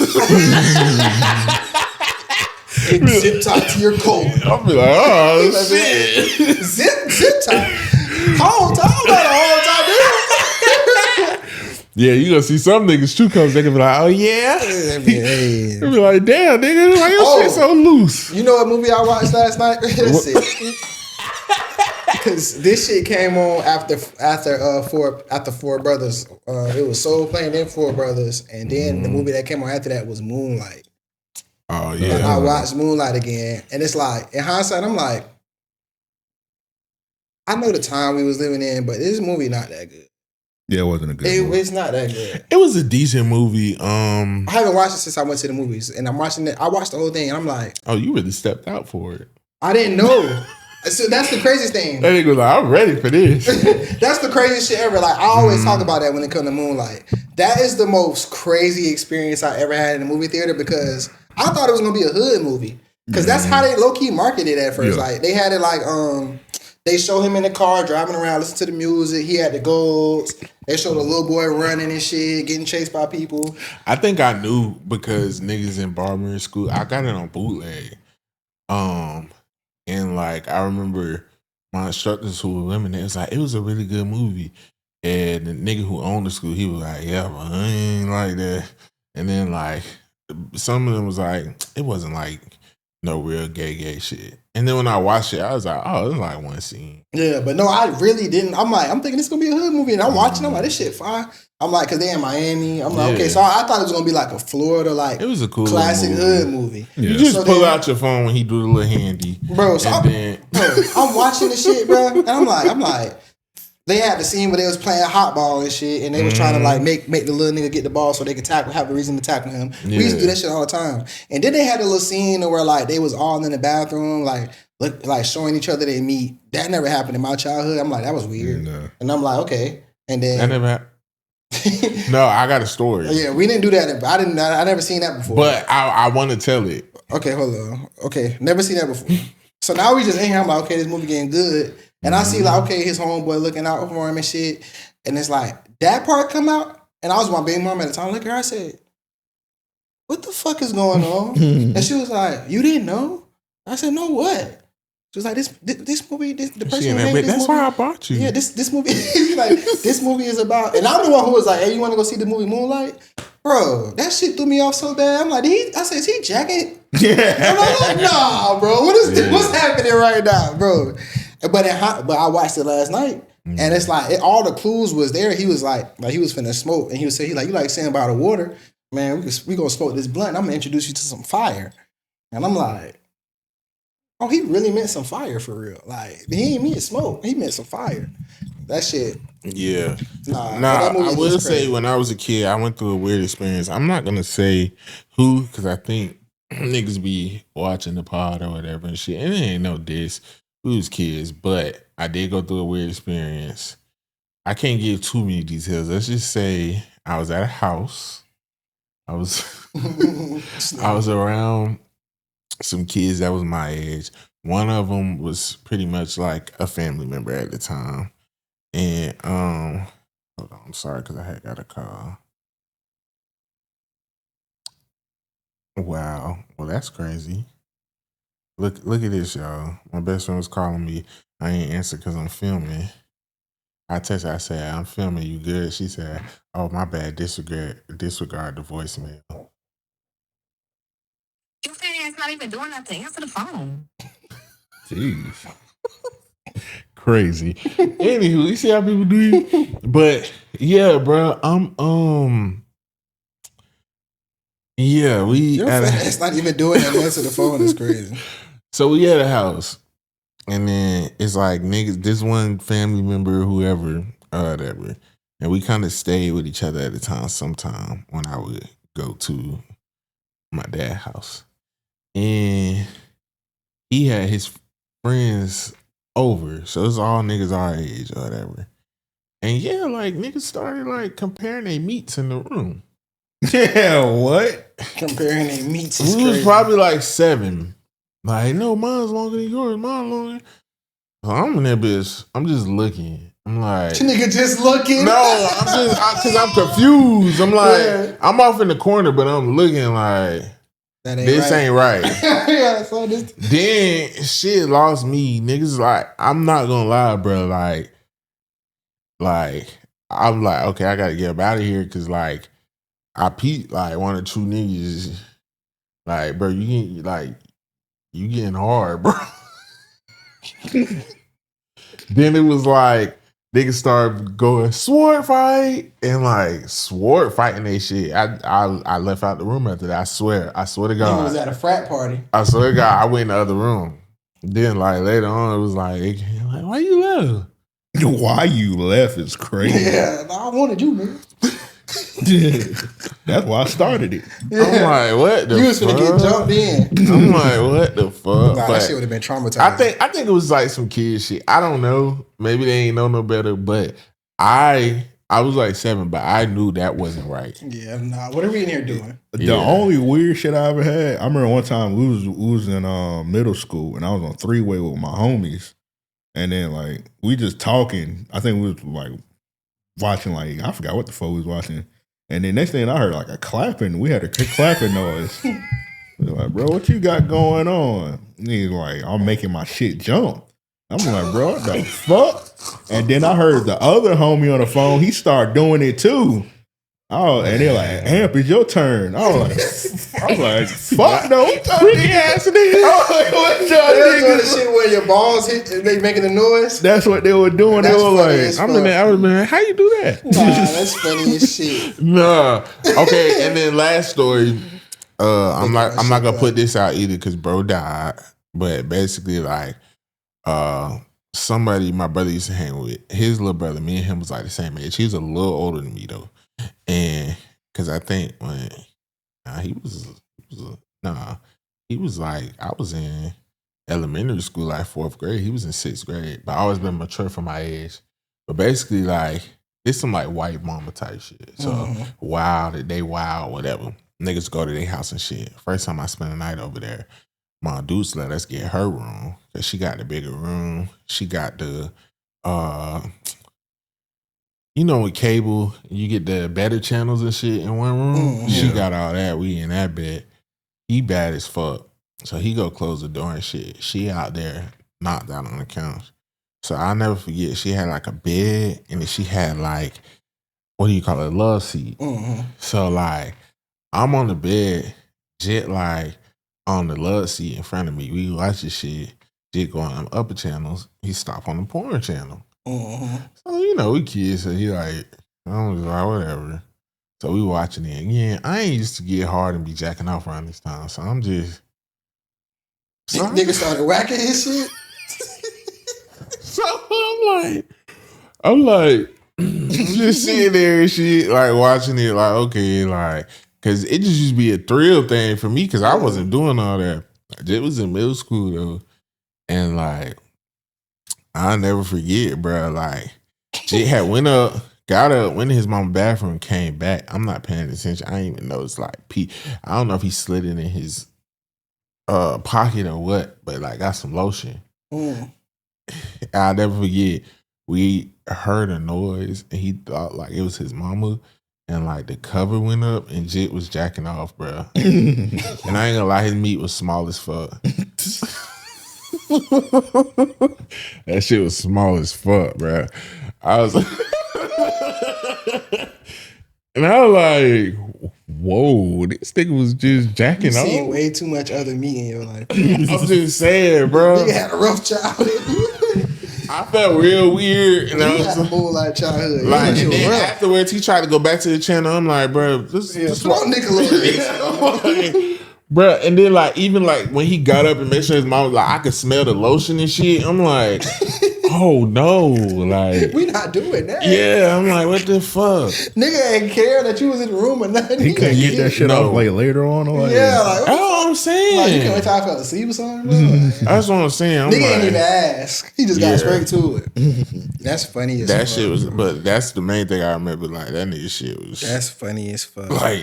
like a carrot. That nigga shit was But yeah, that was a crazy story. Oh, y'all seen? They been bringing that Kanika Jones shit back, Kanika I'm Jenkins so shit back over up. that shit. Yeah, I'm like, look, bro. She got drunk. It was fucked up. But all that conspiracy shit, I knew niggas was out. Remember, like, everybody thought they was detectives when that shit happened. Yeah. Yeah, that shit was annoying. It's like, you can hear her screaming. Oh, look in the girl glasses. You can see this. They raping her. I'm like, Yeah, that shit was lame. Yeah, people be lying. And then, is that the same one when the girl was in the cooler? yeah. Yeah. And I ain't gonna lie, like, she was my type. Yeah, she was some shit. What happened? She just got drunk and she just Got drunk. And Yeah, went in the cooler. fumbled. They showed the video of her. Video, yeah. Just, like She going just into got the cooler. overly drunk, and then somehow I was in the cooler. Like, well, slept in the cooler. Mm-hmm. And that's how you know you got to be drunk. Because it wasn't even like she got locked in that bitch She walked in that bit, yeah. and passed out and just froze to death. Damn, that's fucked up. You ain't even wake up like, damn, colder than a motherfucker. Chilly. Maybe I should. Maybe I should get up. Yeah, I ain't never really like look at the case real for real because I thought like everybody on Facebook I'm was sorry, being it's lame not with funny. it. I mean, Nah, people on Facebook definitely was maxing that shit. I mean, you got a point because like nigga, have y'all ever been like too cold and like Yes. nigga just woke up like If I'm too hot or too cold, like, I don't give a fuck how drunk I am. Niggas talking about, maybe I should get up. Yeah. But she was fucked up. Her shoe was off. Like, when they took the pictures and shit, it was like, she was. They be saying like that's the shit that's gonna always be on Facebook and shit. Like they be like, oh, she used to set people up. That's why that happened. And all right, bro. Yeah. Okay, I just asked y'all. Oh, okay. I had it on Twitter. My bad. I asked y'all this. So basically, I had seen this tweet and I wanted to get y'all opinion on it. So this girl said, shout out to Poppy Won't Miss. She said, my grandmother lived to be 105 years old. When I asked her what was her secret, what her secret was, she dead ass was like, God's punishing me. So I wanted to ask y'all, like, what's like the max age I want to live to? Like, what's the max age that you like, okay, this was a good life. Like, I don't want to go past this. However old I can be to where I can wipe my own ass, I can still do everything for myself. The tongue is powerful. You want to take that back, nigga. Your back might go out at 60. Huh? No, I said wipe my own ass, where I can still like do everything for myself. So however old that is, I don't want nobody to have to like wipe my ass and shit. Yeah, 105 is like, all right. Yeah, probably like early 90s, mid 80s. Yeah, early 90s, probably the max. everybody that be like 100, they be like, I'm ready to go. Yeah. Y'all niggas want to live to like 80. Mm-hmm. I want to see like my grandkids get old. You know, it's crazy. My grandma, she's 86 and like 80 something seem old, but my it's grandma, not, yeah. she be getting up cooking every day. She be chilling, and that was like, I wouldn't mind being that old. Yeah, yeah, no, for sure. Like I be thinking about like my grandpa. I want to say next year he probably turned like 80. I want to say no, like 70. He finna be 80 soon. I'm like, okay, that's not. He's still good or whatever. They still in good. Yeah, my grandpa got to be close to 80s because my grandma, she turning 70 next month. I couldn't believe it. And my grandma, you would not think she no fucking Yeah, the 70. older you get, you realize how young certain ages really are for real. Yeah, Like I used to think 50 was old as fuck, and it's like it's really not. Like once you get older, and you know people who 50 and you knew them when they was 40 hanging out and they still the same way. Be like, oh, that's not old. I be realistic with myself. So like, because I've been fat all my life, I don't. Oh yeah, you ain't gonna live as long as us. Well, y'all ain't gonna live as long as you. Yeah, all right, nigga. Nah, but no, that's. You gotta I mean, get your that's family history though. that's really no. The like people in my family actually live long, So you might be straight. but like, y'all not gonna be big when y'all get older though. right, you lose all that weight. Yeah. But your organs done took a hit from that high blood pressure. And shit. Exactly. Yeah, you just gotta. Cause I'm gonna get my health in order. Cause you just gotta ask your grandparent like, what's y'all? Cause my grandma, she told me straight up. She said like heart conditions, running the sentence. So I was like, all right, let me tighten up next. Mine's is diabetes and high blood pressure. Yeah, no, I'm finna get this weight off again because like when I got that weight off, like blood pressure was perfect, blood sugar, everything, and I'd be like, okay, yeah, I'm too young to even when my pressure be up or slightly up and shit like that. All of that shit has a toll on you. And what does that even do? Like, remember I told you I went to doctor not too long ago. You know I drink coffee, and I was off like triple espresso and shit. So when they checked my blood pressure, my shit was high. What was it? It was like I can't remember. I want to say it was like 140. Oh, you're out of here. Or something like that. It was high. You're out of here. But bro. I'm like, no, I'm playing. 140 not bad. But like it was high though, to the point to where like the medicine that I went there and get, they couldn't give it to me because they had to make sure I didn't have high blood pressure. I'm like, nigga, they ain't never been. See, like I never even looked at the screen when they do the little test. And then like I end up having to do it. It had to be higher than 140. It might have been 160 over. Yeah, 160. Yeah, okay. yeah. It might have been 160 over 120 or something like that. Okay. And it was like, so I'm like, and she like, oh, do you have high blood pressure? I'm like, no. And I'm thinking like, damn, do I got high? But also you're jittery, so like, yeah, it was from the coffee. But yeah, no, high blood pressure is the silent killer. Like that shit just sneak up on you, get your stroke, heart attack. Yeah, bro, I never thought about that shit till that moment, and then I had to monitor my own shit. Basically, and I was worried, bro. Your heart is high blood pressure is your heart pumping, going into overdrive to get blood to your organs because like so the older we get, it's like eating salty food and stuff like that. Like you got to cut back on all that shit. But me, I think I'd be cool with like 75. Yeah, 75. That's a good. Even 72. I feel like if you make it over anything 70, you should be grateful. I feel like anybody who died over the age of 70 is like, oh, they lived a good life. Don't it say in the Bible God promises us 70 years?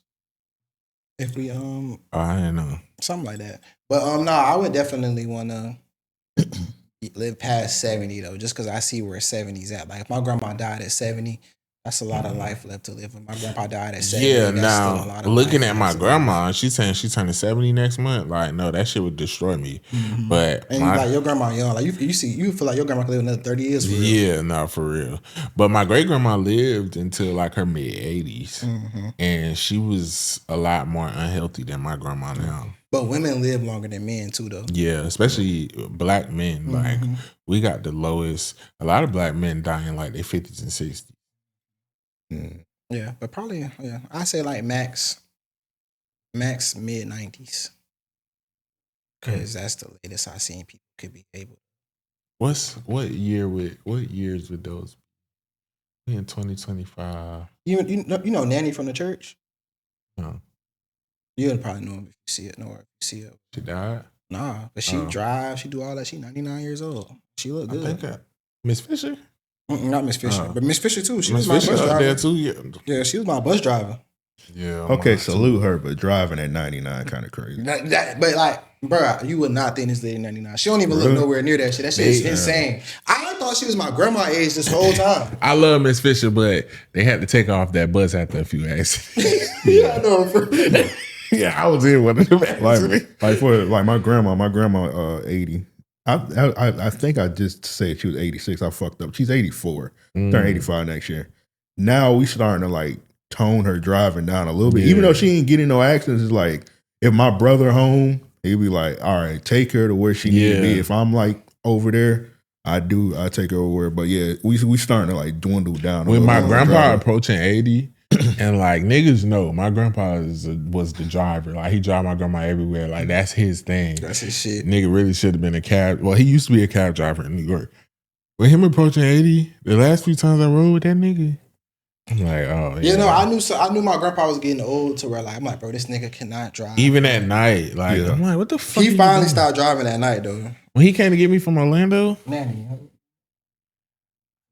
I think I do. I don't know. But I always thought she was my grandma age. I didn't know like my grandma looked at her as like a mother figure too. Like they showed me a picture because she went to Bethune, and they showed me a picture, and it was Mary Bethune, and next to her was Nanny, and she was in college. And I'm like, I thought Mary Bethune. I thought she was Mary Bethune Cookman. I thought she was a slave. I didn't know what she did. Okay, I understand. Whole time she was alive in pretty recently. I didn't know that shit. But I seen that picture. I'm like, how old is Nanny? She's 98. Because a lot of HBCUs didn't get built until like the 1900s. Nigga, I thought that shit was named after a slave. Yeah. When I seen that picture, I'm like, what the fuck? I'd say 75. I'd be okay with that. For me. I ain't speaking for nobody else. If I'm married though, I don't think I want to live too much longer after my wife, because like old people who not married, bro, they just seem lonely, bro. Yeah. Well, you know, they be dying together and shit, like right apart from each other.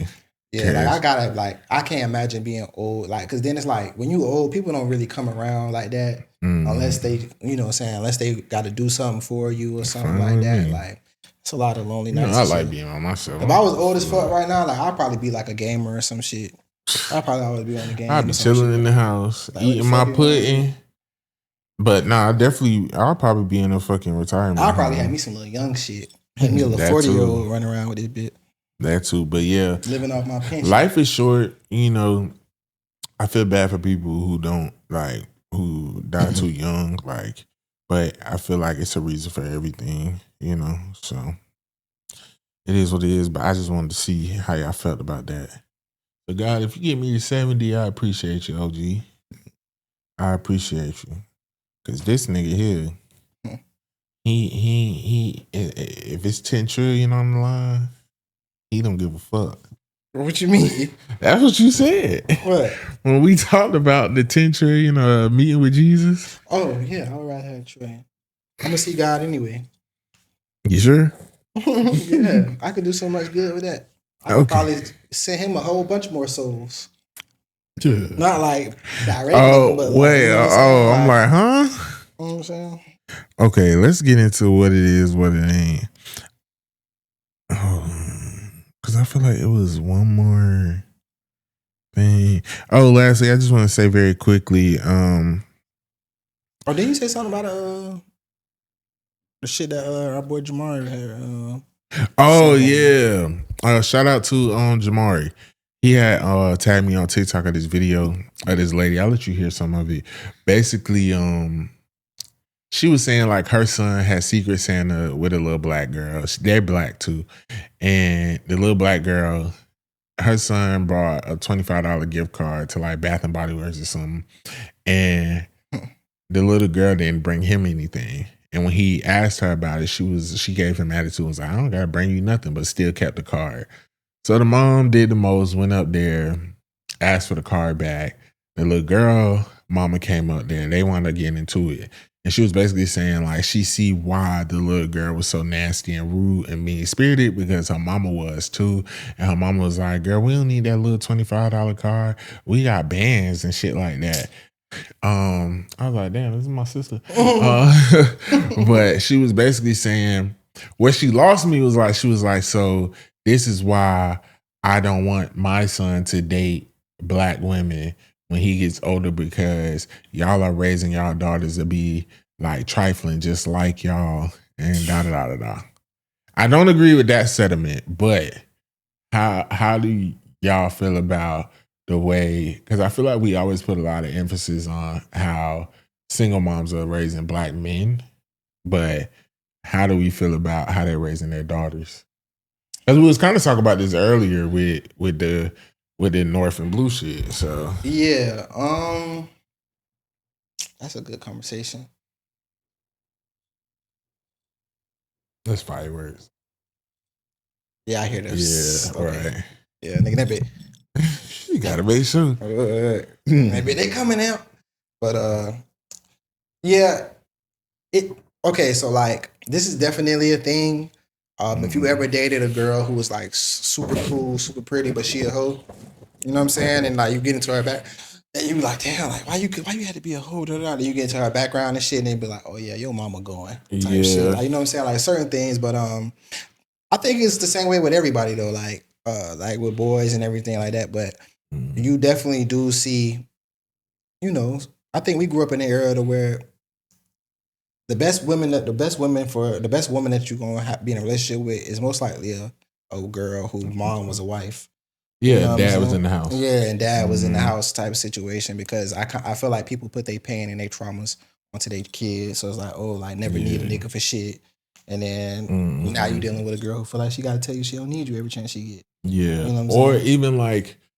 even the part of like a little girl being too grown, I do feel like Mamas. that comes from the mamas. Mm-hmm. That comes from, if you seen your mama cursing out people in the line, that food line, and talking about shit and gossiping in front of you. yeah, Talking or about fighting shit. in the neighborhood and shit.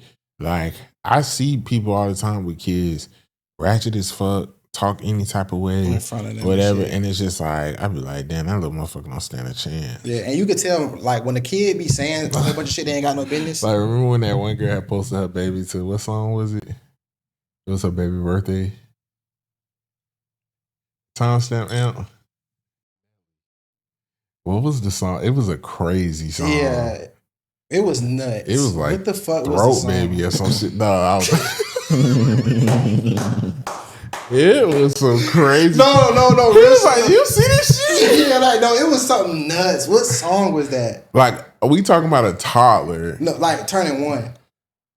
What the fuck was the Like, song? throw that ass in a circle. Was it It was some was crazy it that shit. Sexy Red Is My Birthday? I don't know. It was some crazy shit. I don't know. It was just, no, it wasn't even a birthday song, because it was like, this has zero correlation. Yeah, no. What the fuck? I don't know, but that the perfect example though. But I don't know, bro. Like, it's something to be said about, like, when children get to saying too much or they say certain shit, that's how you know, like, they be in grown folk conversation, or shit that shouldn't be talked around kids be getting talked about in front of them and shit. And it's the same. Like, it's just I don't know, bro. It's a crazy dynamic, but I don't know, bro. Yeah, I don't agree with her saying he shouldn't date black women. I don't think you should ever put that sentiment in a young black man's head. Yeah. But I do agree that just like with the black young men being raised by single mothers, or even some of them who the dads is around, but I know they say it takes a village. But what if the villagers was talking? Yeah, what if the villagers were talking? Like, sometimes I see niggas like posting their sons like, shoot up a middle finger, hold a bottle, like no real shit. Kind of like how Finesse was doing with that little boy. With He keep beefing with every other week, like but real shit though, like, you look around and be like, yeah, that little nigga ain't got no chance, bro. Yeah, sometimes you're around it. I don't tell people, I don't judge people on how they raise their kids, but yeah, in my head, I'm like, yeah, no, for sure. Wish like, you the best. Yeah, like, hanging with, son, you can't kick it with him. Yeah, like, you know what I'm saying? But I'm not gonna say, now, it's a difference. I don't tell people how to raise their kids, but if you're my friend and like let's say you was around and you had like sagging and throwing up middle fingers and cursing, I'd be like, hey, bro, we gotta talk. Like, you cool, nigga? Like, why you want to make him a YN, bro? Like, nah, like, shit like that be weird, bro. I feel like let your children be children, teach them good morals and shit. But some people don't have morals and shit, so it's gonna be. It's a generational thing, like but also parents are getting younger and younger. You got kids raising kids, so it's like, you know what I'm saying. I would say, I remember my mom was like devastated when she found out I cursed the way I cursed, and she heard it on the answering machine because me and Nisha was arguing, and Nisha left it on her answering machine. But looking back, I'm like, well, number one, I got most of it from my older brother and sister. But number two, my mom and my dad curse like sailors. So sometimes all that, they know better. No, sometimes you need to do better. Yeah, sometimes you normalize shit. Like, when I started smoking, like, I really felt like I started smoking at 15. And it's like, my mom can't tell me shit for real, because you smoke. You know what I'm saying? Yeah. I know you smoke. Like, I'm pinching off your shit. Right. So it's like, it's like you said, like it really do be a time and a place with a lot of shit. Like you can't really tell your kid to do something when you know what I'm saying. Yeah, you kind of got to be an example as a father. I know for sure, like how I move in front of Kanan is like, well, in front of my son is everything is intentional. Yeah. You know what I'm saying? Even if I'm upset or like when it was last week or 2 weeks ago, I had a real bad dream or whatever. And I woke up and I was like, I had a real bad dream and I woke up and I made him come in the room, get in the bed with me for a second or whatever. Because it had something to do with him.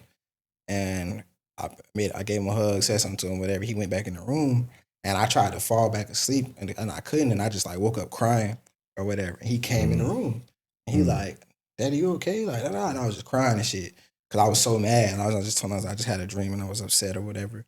And then we talked about it, like, hey, bro, like, you know what I'm saying? I said, my fault, I ain't mean to scare you, nothing. Daddy was just upset, you know what I'm saying? Sometimes, like, it ain't nothing you can do, but when you're super frustrated, but to just cry and get it out the way or whatever. Yeah. Just holding it in, you never know how I would have handled it or whatever. So everything is, you got, especially as a father, you got to be an example. I feel like it's a lot of pressure as far as being a dad when it comes to being an actual example in the physical. Yeah. As opposed to, I feel like mom, you're gonna catch, it's a lot of pressure there as well. But like a mom can get away with a lot of fuck shit and like your kids still gonna love you regardless. But like daddy, like it's a little different. You know what I'm saying? Like dad's always the villain before mom. How you treat your mom, how you treat the mom or whatever as a father, your kids gonna see that and they gonna judge you based off of that. And then you don't really realize your mama be on bullshit till you get older. Till you get older, and you that's start when you dating kind of realize. Yeah, till you realize. That's when you kind of realize. Been cheating on yourself too. But yeah, nah. And then even like I also want to speak on being overly strict because like I've seen a lot of parents who are overly strict, and it's like I feel like it's more sneaky motherfuckers. Yeah, they just sneaky, and they be doing worse shit than the kids who got freedom. Because I feel like when you make a lot of people be like, no, I want my kid scared of me. No, it's a difference between your kid respecting you and being scared of you. Yeah. A child being scared of you, you're not gonna know shit. Yeah. And then you're gonna be mad when you're the last to know. I don't want my child scared of me, but I want my child like scared of me to a point where, yeah, I know my dad will bust my ass, but have enough respect for me to come to me and talk to me about anything. Yeah. The people who grew up with like real strict parents that didn't like from a dating aspect, I'll say this. The women who I've dated who had real strict parents or I've talked to who had real strict parents and shit like that and didn't let them do shit, those are the people who you see max everything out or don't really have a sense of control because they they act like teenagers when it comes to certain shit because that's how they think. And they sneaky liars. Yeah, shit like that. Yeah. As opposed to, okay, my kid might be sheltered, but I'm teaching them why certain things are going about as opposed to just me keeping them because they just want to know what's going on. So let me sneak out and do it. Let me have as much. They have a lot of people who was like raised like that have a mindset of like, when you snuck out and you know you weren't supposed to be out and your mom ended up calling you, so you already know I'm finna be on punishment. So let me just ride this shit out. Do this shit, yeah. Them be them type of people as opposed to like, all right, let me reel it in. Like them people when they go out, where's the next spot? Where's the next spot? Yeah. Like, fuck it, I'm finna be in jail when I get home. Yeah, like so it's like it's just you create a certain dynamic in your children once they grow older. So it's better to teach them a moral compass. And why you do certain things rather than like trying to just keep and try to have that faith in your child that they're going to do the things that you taught them. Because I'm gonna be honest, like, and then I also don't like people who I understand your child should not know everything. Like looking back, I feel like my mom overshared with us too much. Like nigga, like if a bill couldn't be paid, like we knew, like we all stressing. I would never want to put that type of stress on my child. Especially they can't do nothing about it. Yeah, but she was a single mom and I feel like I don't blame her for that, but that's just something I learned. But I do hate people who want to look perfect for their children and don't want to speak on their downfalls. You know what I'm saying? Like I've had people in my family and stuff like get defensive like growing up like, oh, you'd be like, oh yeah, nah, like, your parent don't got a diploma. Yes, they do. They told me. I'm like, Have they showed you? Right. I'm like, no, like, you know what I'm saying? And it's like, I have learned it's a difference between protecting your child and things like that. But when you just lying because you want to look perfect, that's gonna go left every time. Oh yeah, for sure. And when once you they can get just older, be they're not gonna trust real, nobody. yeah, because it's like then when they get older and they find out you lied about all this shit because you wanted to look perfect, like I don't rock with that. It's better to be an example, and then you gotta fuck up in front of your kids or let them know when you fuck up with something, So they can learn, so they can know it's okay to fuck up. It's what you how you move after that and shit. It's certain shit like that be important, bro. You gotta see that. It's like, cause I'm gonna keep it a bean. Like my dad, he like that. Like if it's a lot of things, he could have kept me from knowing about him, I wouldn't know. Yeah. But me having siblings and people in my family, I was gonna find out anyway. But like, you know what I'm saying? My dad would like me to think like, you know, everything he acquired was from schooling, straight and narrow, you know, whatever. And it's like, you know, instead of, but then like a nigga like Rah, he like, I ain't got no control over this. Like he'll tell him, but for me it was like, no, go to school, do the right thing, whatever. It was never that realness. And I'm like, I finally got to the point, I'm like, nigga, like, once he realized, like, oh, he know, you know what I'm saying? But I respect it more when a motherfucker tell me, like, my mama tell me, like, shit, I got pregnant with your brother, so I had to drop out of college. Like, it was the stupidest thing I did, but it is what it is. Like, you learn from but people be thinking your kid's gonna follow in your footsteps and make those mistakes. No, if anything, I learn from the mistakes of others. Yeah. Even watching Rah, watching my sister, the mistakes that they made and shit, I learned from them. Like, people don't know, my mama done seen 2 out of 3 of her kids on the news. It all depends about, like, it's always gonna go one or two ways. Either you gonna do the same shit you see how people do, or you gonna be totally against it. You just gotta hope that you learn, like, you know what I'm saying? Now, if you do see your child is impressionable and they think shit like that is cool, probably keep it away from them. Because then it's gonna be like, yeah, I want to be a gangster like my daddy. Or you got to show them on the other side, or it take people like that to tell them that shit ain't like, bro, I do this shit because I got no fucking choice. Lame as fuck if you just do this shit. But that shit be real, bro. Like, kids need. And see, that's why, like, I wasn't easily impressed because people don't understand. Like I tell people, me and my girl was just laughing because I was like, she said something like, oh, you want to be a hood nigga so bad? I said, well, I am technically a hood nigga. So she was like, boy, you's not no hood nigga. I'm like, you thinking of a street nigga. I said, there's a difference between a street nigga and a hood nigga. I said, a hood nigga is just a nigga who grew up in the environment, know what the fuck is going on. You know what I'm saying? Keep code switch. You from the hood. Yeah, you from the hood. I was like, a street nigga is a nigga in the streets. I've never claimed to be a street nigga because I'm not a street nigga. Yeah. But I know how to handle myself in the streets. I said, so... You know what I'm saying? So she was like, oh, okay, I understand. Because she green. She don't know. She don't know, yeah. You know what I'm saying? So I'm like, me, I could have went the route of being a street nigga because after the divorce, my daddy wasn't around and my brother was outside. You know, that's the route he took.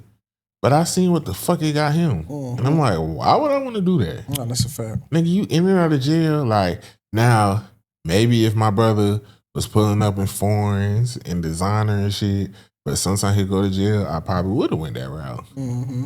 He's a fucking bum. You ain't get no money out of it. Yeah, so I'm just like... But yeah, no, that's how it be. Yeah. And like, that's kind of what, you know, I knew kind of a lot of the same stuff and I end up doing it because I like that. That's why when we talked to, shout out to Joe with Vision Transition, when you ain't never seen some shit,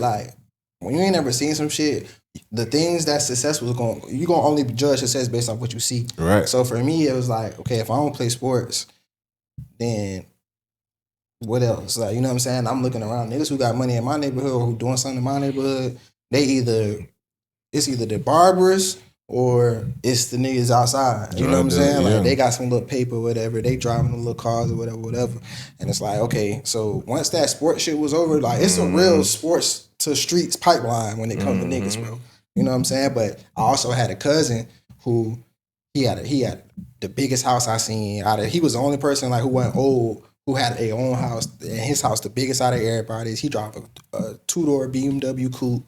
You know what I'm saying? I'm like, he having. And then he with his kids every day. Right. He a real father. He a real husband. He doing all this other shit. And like, I looked up to him. And he was cool as fuck. He wasn't no square. He wasn't green. He was from the hood like me. Like, all that shit. But he did what he had to do. Went to college. So I modeled my life now after what I seen through him, as opposed to when I first, like, you know, became an adult and was doing my thing.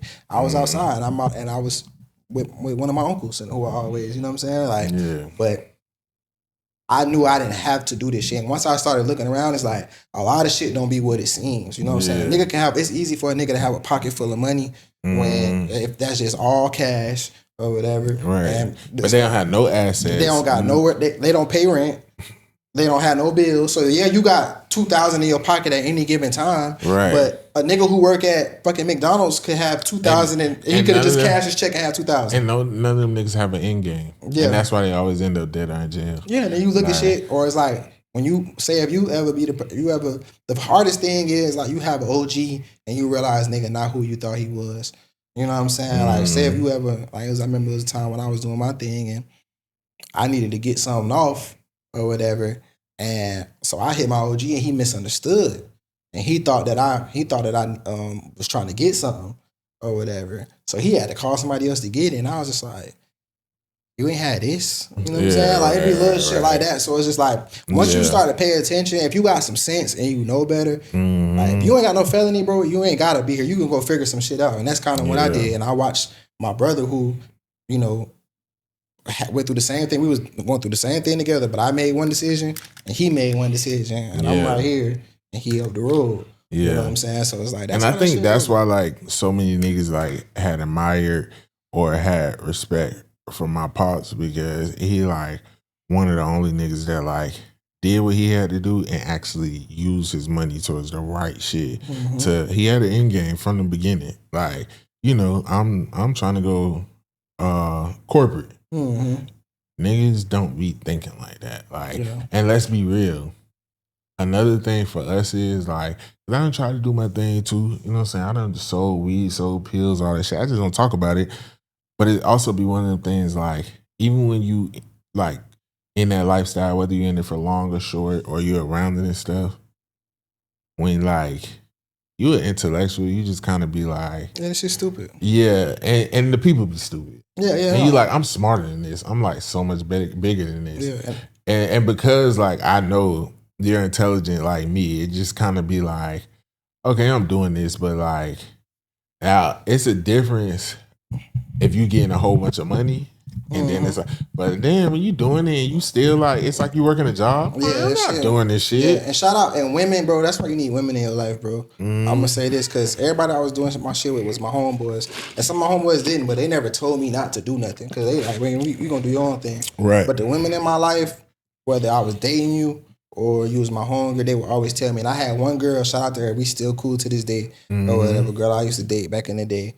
And her delivery was horrible, but the message was right. She was like, what are you doing out here? Like, why you always out here hanging with them and shit? Like you're better than them. Like, you better than them. Like that shit's so stupid. Like, they dumb. Like, you better than them. Like, and I used to be like, stop saying that shit. Like, but she was trying to tell me that I ain't have to do that shit. Yeah. You know what I'm saying? Because them be the ones, I ain't gonna lie. My first love, like the last time we was together, I had started, right before we broke up, I had started selling weed. She ain't like that shit. And she's ghetto. Like ghetto, whatever. You would think that's the type of nigga she want. And she told me straight up when I was doing it, because one time I was serving one of her friends and she was like, because I was keeping it away from her. And then when she finally knew and shit, you know, and I'm thinking she gonna think it's cool, like when she finally do, you know what I'm saying? And then I remember she told me, she was like, what you doing? She was like, that's not you. Yeah. She was like, I don't want to be with no drug dealer. Yeah, that shit be real, bro. That's what I really care about. It's like when you know, when Mocha was here, we talking about that stripper shit. It's like, you don't want to strip, so like, yeah, why would you want a nigga who okay with that? Just like me, like whenever I was doing my shit, I didn't like girls who was okay with me doing this shit. Yeah, like I like the girls who be like, yeah, bro, like you need to do something else, or well, how would you do this, or what do you want to do? If it wasn't for women, bro, I wouldn't be where I was, bro. Yeah, like that girl that I was just talking about, like. it started to kind of get to my head like, okay, yeah, like damn, she is right though. You know what I'm saying? I wish she shut the fuck up, but she is right. Nah, for or whatever. real. There's other shit that I could be doing or whatever. And she never, hey, you so smart, you can do this. And then once I ready to make the decision myself, I was dating somebody else at the time. Yeah. And she was in college.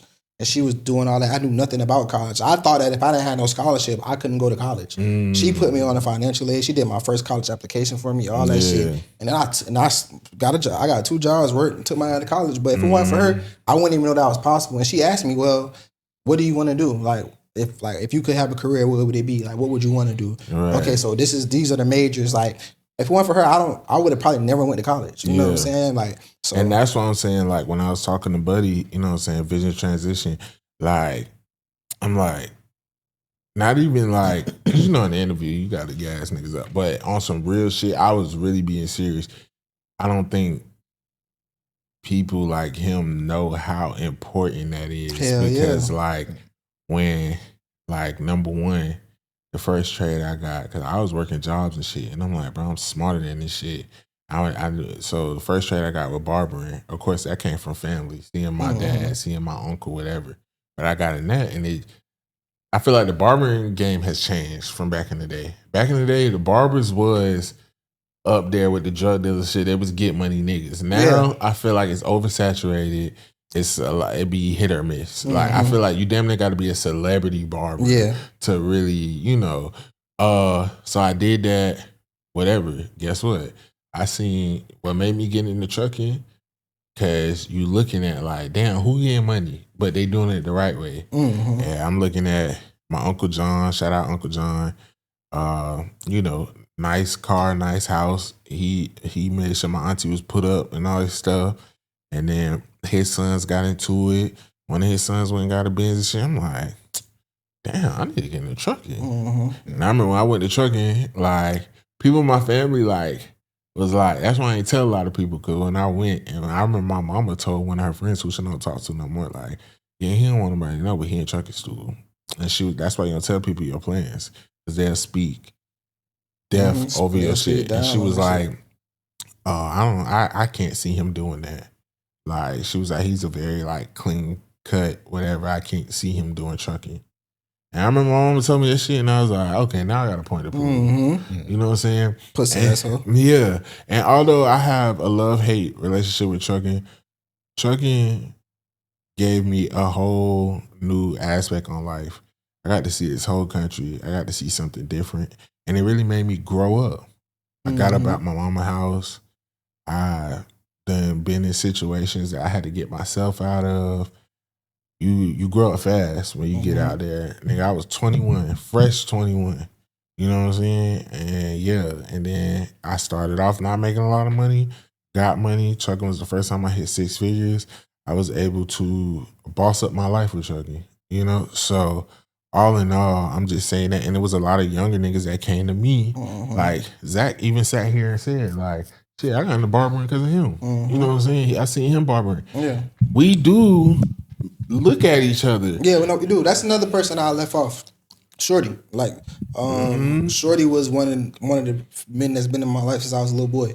So it's like, I used to pay attention. Like, you know what I'm saying? I used to, like, look around. Like, I see how niggas, like, respect you. Like, when you, not just a barber, though, but then as I got older, because it hit a point in time where my mom not taking me to the barbershop no more. So now I'm not going to Shorty. Now I'm going to the niggas in the neighborhood and shit or whatever. But you can see it's a difference between a nigga like Shorty and these niggas. You know what I'm saying? So I always had it. And then once I got older, I went back to Shorty. Now it's like, now I'm a father. And I remember Shorty being a single father. So it's like, now it's certain shit that, okay, And of course you take bits and pieces from everything because Shorty crazy as fuck. But it's bits and pieces you take from everybody, but it's like, but it's real knowledge like, and it's like, I always thought about that. Like, damn, it's something I want to own a barbershop or whatever. But it's like, that ain't something I end up doing, but it's, you take it from everybody. Like, I knew somebody who did a trade or whatever, had trades. That's another avenue that you know where I can go get some paper and feed my family. A lot of niggas not in the streets because, like, our culture breed this shit, which it does, but a lot of niggas, it's just out of ignorance and don't know no better. That's the first thing you and they see. think it's cool. Yeah. That's why it's like, I even know some niggas who, like, I done been around some niggas, they get money in the streets. you're a fucking retard. Yeah. You don't have nothing to show for you niggas, it. and you niggas is bitches. You and it's like niggas be bitches, and you're dumb. You're a dummy. Yeah, like I done seen niggas go through. Like that's why nothing impresses me because you already know how I grew up. Mm-hmm. I done. In the early stages of my life, like I lived at like foreigns, all that shit, big cars when my dad was around. And then I also done struggled with my mama, EBT, HUD, all that shit. Nothing, life can go up and down. Nothing impresses me. Mm-hmm. Even as myself, I done been bossed up, all the jewelry, nice car, designer, whatever, and I done been on my dick. Ain't had no job, whatever. But I'ma always remain me. When you a real solid nigga, it's not about what you got. When you gotta lead with money and all that shit is performative. Yeah. You know what I'm saying? I want to create generational wealth for my people.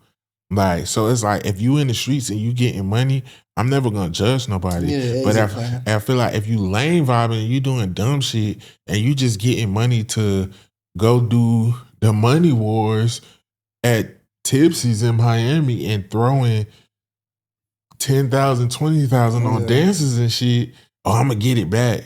Nigga, that could have went to like 2 or 3 businesses. That could have set your family straight. Yeah. And I can't tell a nigga what to do with their money, but the older I get, ignorant shit just irritates me. Yeah, no, I don't want to be around certain ignorant shit.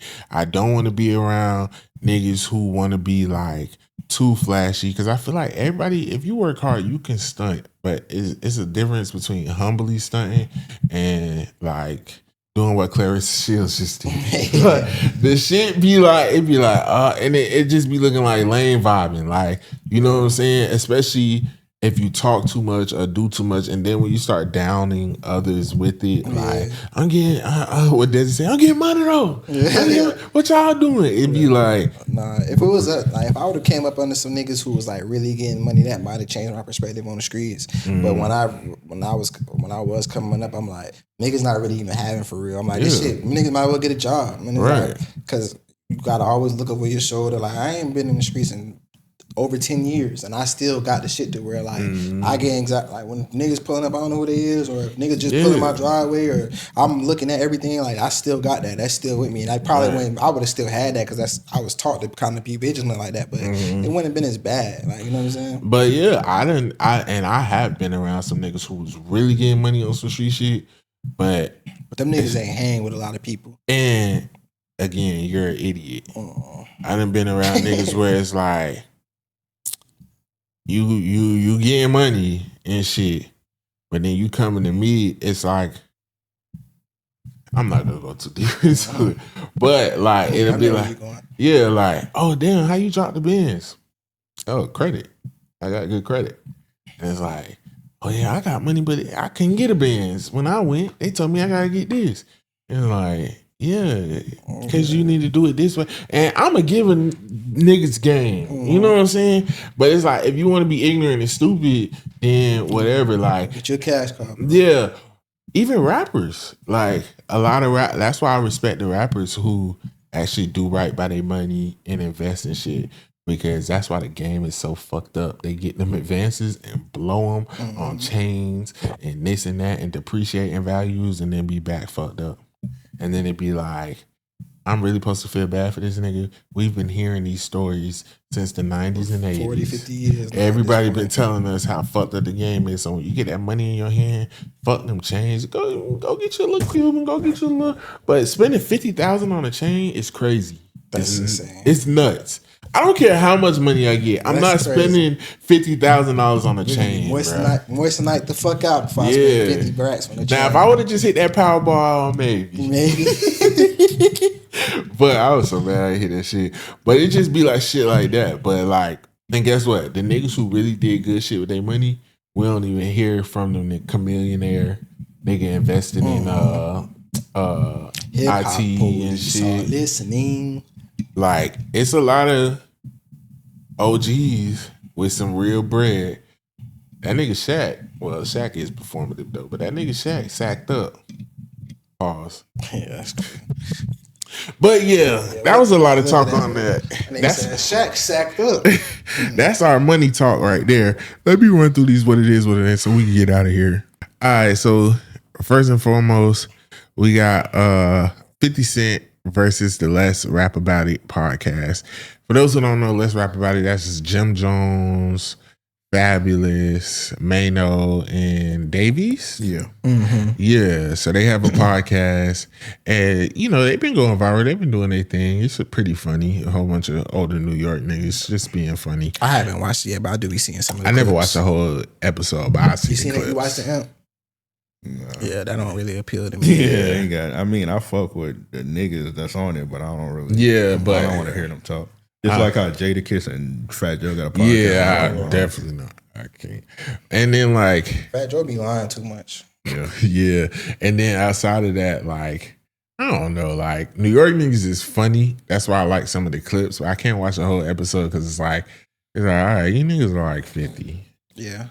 Why are we? I can't do a show with Jim Jones and Mano. Yeah, That's too much old young nigga vibes. Mano is better when he's with Angela Yee because it balances out. But Fabulous be chilling. But I forgot Fab. Yeah, Mano and Jim, it's a lot going on. A lot of ego, a lot of this, a lot of that. It's like one of them things why do you need a podcast? Yeah. Because Mace and Cam, everybody trying to be them right now. But ain't none of them niggas doing But Mace and Cam shit about they got a sports show. It's about sports. Yeah, but I feel like because they seen them be successful with podcasting, it's like we funnier than them niggas. Yeah, I think it was that definitely that, but I think when that shit leaked, Joe Budden making $1 million off Patreon. Oh yeah, I think that put most definitely niggas back for sure. Yeah. And shout out to all them boys with the Netflix deals. Is Drink Champ still going? It's still going, but still it's going. kind of Revolt. So Yeah, Revolt gone. So they had to start over on their own YouTube. Oh yeah, I peeped that. That's one of the you sell your shit. Yeah, I don't know where you got drunk that night. This nigga fucked us up for me. Hey, you want to talk about?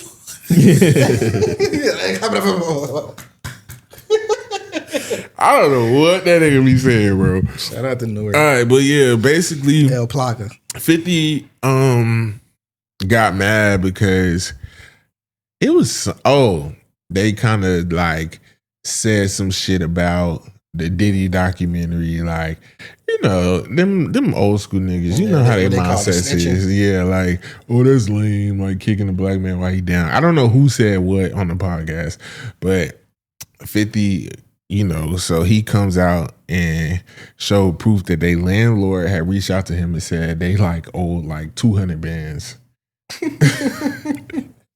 New York nigga shit. And shit like that. So then Jim showed the proof that, no. Then 50 said Jim had paid it right after that. And then this is the studio they were working out of. I'm like, how much is this nigga charging y'all to record? God. 200 bands is crazy because they ain't been going that long. Well, imagine if Amp put on and we still recording the podcast and shit, and them niggas still recording it, but I'm just first of all, I'm not recording nowhere with my landlord outing me, the fuck. But I'm just thinking, imagine us on Amp 200 bands and still coming in this bitch and just recording it ain't nothing though. Yeah, that's on the landlord. That's also you niggas are scumbags. That's crazy. But what is he charging these niggas to record there? It's just I think it's just the lease the building because it's like a warehouse space. Because I seen and they built their own set on there and shit. Yeah, because I seen Jim Jones actually own not own, he renting it, and Oh, okay. Jim Jones probably told that nigga, I'll pay you next week or some shit like that. Yeah, type shit. I told you I'll fucking pay you when I. Hey, yo, B didn't know. Jim Jones never mind. He be ready to put hands on you. So basically, then it's New York niggas back and forth. So then they dropped a cipher dissing 50, and they called it what did they call the shit? What was it? I mean, I didn't see the name. Let's say they said some shit like back pay or rent due or something. I don't know, some shit like that. But everybody's talking about Fab verse. Fab. Oh yeah, they said I was seeing people saying that Fab kind of got at 50. Yeah, so and everybody was like, they feel like they went about it the right way because it was like niggas know 50. Yeah, can't get with them on the rap shit. But he's still gonna clown them niggas. Yeah, he gonna troll, but it's like, yeah, 50. Well, I feel like Fab, no, he can't touch Fab. Jim shocked me with the push shit, so I'm gonna say Jim too. The rest of them niggas, 50 don't rap no more. Yeah, 50 don't rap. So, but all them niggas combined though ain't sell close to what 50 did. I guess, is that what it is or what it ain't? How they going about it? What it ain't. What it ain't, right? Niggas too old, man. Yeah, 50 Cent not gonna rap. He gonna open up Chat GPT and make he gonna clown y'all. He gonna make Diddy humping them niggas. Yeah. He gonna have he gonna make a whole little screenplay about you niggas. Yeah. Have you seen what's the younger son? Not Justin. The one who looked like Diddy. Oh, Christian. He said he was gonna smack 50. 50, I want to see you do it. Okay. Cenat and his girlfriend, longtime girlfriend Gigi, recently broke up. There was a lot of speculation. People were saying it was a NBA YoungBoy bought her a pink G-Wagon she had wanted. There was a lot of clips that resurfaced of her telling him she wanted a new car, even though she already had a nice car. And he was saying no and da-da-da-da. And then, lately, he been coming out saying he been battling like depression and mental health issues. And a lot of people feel like he was insinuating like she abandoned him during that, or it was because of that, because she was cheating with NBA YoungBoy. And people saying, this is all allegedly. We don't know what really, all that shit be alleged. Yeah, this is all allegedly. She finally came out and said like, no, you pushed me away and now you're letting this narrative run like I'm the reason you're depressed or I did something, da da da da. And then Kai kind of like shot back like, I never said nothing what happened. People just whatever. So but a lot of people just kind of feel like the way the girl's going about it, like she never really cared about him and shit. Mm-hmm. The screaming shit is sticky because most of the shit that they do that we see get clipped up, they all be in on it. Yeah. Or it just be like they take old clips that don't have nothing to do with what they talking about and just put a title that make it seem like they talking about it. So it'd be hard to know what's authentic or what's not. So I kind of just stayed away from it. Yeah. I could say this breakup is real though. Yeah. Because he definitely going through heartbreak. The breakup is real for sure, but and I just want to say, nigga, I tweeted the other day, nigga, I was just thinking about my first heartbreak, whether the bitch did something or not. But clearly she did something because this nigga a little too heartbroken. Nigga, I wish I was a millionaire. You better pop it on that little hoe. Yeah, he gonna be all right. Like, bro, you're a millionaire, bro. He gonna be all right for sure. And then the girls been fucking with him more since he got a haircut and shit. He gonna be all right. Yeah, like, pop it on her ass, bro. You should have had the bitches in that B&B first quarter. He ain't even gotta do all that. He just gotta keep doing him. And you probably just that like, too. and Kai real big on God and shit. So God got that whole about your life, bro. Yeah. Keep it moving, bro. You see how her mama is, bro. She probably ain't. Yeah. We just talked about it. It never gave genuine vibes anyway. And then I seen he's like 24. I'm like, nigga. Yeah, bro. Nigga. And let's be real. Because he's been so focused. Because if he was just a regular nigga, this would have been happened at like 17, 18. Yeah. But you getting your first heartbreak at 24 is because you a focused little nigga. Yeah. You more equipped to handle it. Right. You'll be all right. You'll be all right. Lastly, let's talk about well, not lastly, but the Nicki Minaj and Erica Kirk shit. It was I don't even know what was that event? What would you call that? Cracker Pet rally. Yeah, it was like a far right event.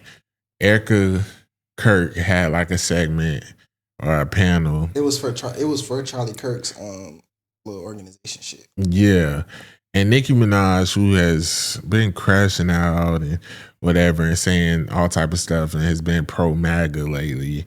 She basically was a special guest, and even up there, she like said like, it's okay for boys to be boys, and pretty much was insinuating, just like she been tweeting, like she don't approve of the transgender shit, and kids being transgender, which is kind of like because a lot of her fan base is in that community, mm-hmm. and She's been getting a lot of backlash, a lot of unfollows, a lot of people like, I can't support her anymore, but she doesn't seem to care. Is this what it is? What it ain't? What it ain't? Yeah, of course it's what it ain't. Nicki going outside. She been going outside. I told y'all last time when she it was coming though, because she been saying like certain little shit that come from that community, the church, the right wing shit that's like kind of propaganda. She kind of being used, or she may feel like it's transactional, but like, come on, bro, it like, never works. It's never gonna fully work. Nicki done showed who she was plenty of times or whatever. But outside of that, it's like this just go to show you that people pick and choose what they want to like dislike somebody for, because it's like you can't rape. I mean, like she can't lay with a rapist. Yeah, she married to a convicted rapist. So it's and like, her brother. So it's like we seen her do fuck shit before, but now that shit is hitting home in y'all backyard, now the bar is upset about it. So yeah, it is what it ain't. And Barbs, you need to realize you're in the code. Repent. Repent. Stop worshiping that woman and move on. And she's that motherfucker is a character to get up there and say the assassin. Yeah. And then was like, like, oh my bad. She's like, no, it's cool. I'm glad he's gone. Yeah. Side note. The Erica Kirk shit. Oh my god, bro! Them videos are hilarious on Twitter because that's literally how she came out of this shit. This lady does not give a fuck that nigga died, and the lore on that I've actually been seeing. She made it seem like she was always single before she got with him. This bitch done been with a whole bunch of niggas. She was on a reality show, a dating reality show, and she was dating a dude who was like a part of a big publication before him, and that's why he was beefing with the publication, Charlie Kirk, because her ex worked there. So she's a schlock. Shout out, Kirk. Okay, well, let's talk about that one. Hold on. So Diddy and his kids are releasing their own documentary. I thought it was about them. I thought like somebody was making like them niggas doing their thing. No. Oh, okay. They putting their own shit out. Yeah, it's them doing it.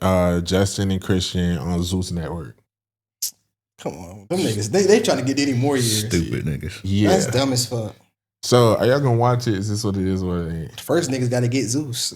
Right, I don't got Zeus. Niggas don't got Zeus, bro. That's crazy. I'm about to, because I need to finish up, because I admit y'all, I watched Jocelyn's Cabaret. Yeah, you told me. I might, when it come out, I might re-up then, because I missed this last season of Jocelyn Cabaret, so get you something to watch. I might just re-up. I kind of want to watch it. I want to see how. I want to see. I know it's not gonna be good for them though. I want to see. Yeah, it. I want to see how dumb niggas really is. Yeah, like, I definitely. Everybody gonna see it, but it's like putting it on Zeus is bad. But they probably couldn't find nowhere. Because you already just looked super bad in this last documentary, so you gonna double down on it. Like, yeah, they probably ain't find nowhere else where they can house it. Maybe, but yeah.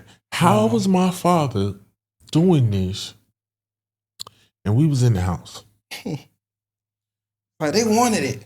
Like we would go in the room one by one and fuck them. We never fucked them all together. Like, bro, nigga, that bit. Shit, Cassie hit him too. Okay. Lastly, real quick. Did y'all see the Dave Chappelle special? The new did. One? Bro, it was okay. I thought it was really good. It was good at first. When he started, I kind of zoned out.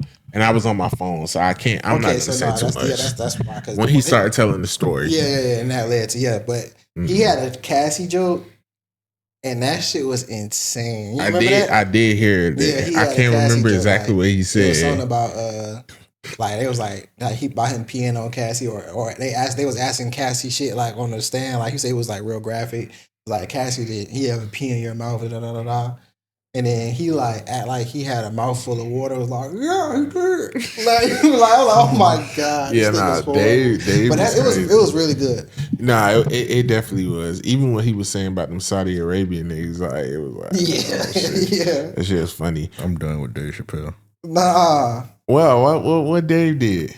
I mean, I feel like his last 3 specials haven't been good. Yeah, it's just like a bunch of like. The last one wasn't good because I felt like he tried to like he was like talking about some shit that we didn't care no more about. Like he was still like trying to be on the transgender shit and how the transgenders coming after him and shit or coming for him and shit. And I feel like he was just like, it's like, okay, bro, like we don't care about that, bro. Just get back to the comedy, bro. The last couple ones, he been like obsessed with transgender. Like the one before that one, he told that long ass joke about the transgender, like getting the ride on the van and shit. And then he had one where, did y'all see the one where he put it on his IG? Yeah, I seen that one. I mean, I haven't liked the last 2 or 3. But this one wasn't. He didn't. Well, this one. I'm gonna check it out since y'all. It's one long transgender joke, but it was good. It was funny though. Yeah, it was. Okay. Lastly, the owner.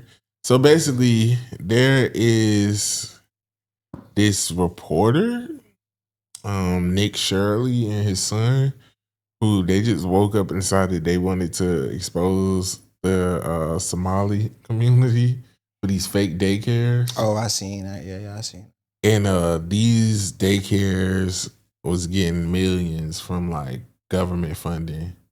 And when they was going to these daycares, there was like no kids in the daycares, and the motherfucker, like when they was at the door, they're like, "Who the fuck are you?" Like they wouldn't let them in and shit. They did not talk like that. This thing is crazy.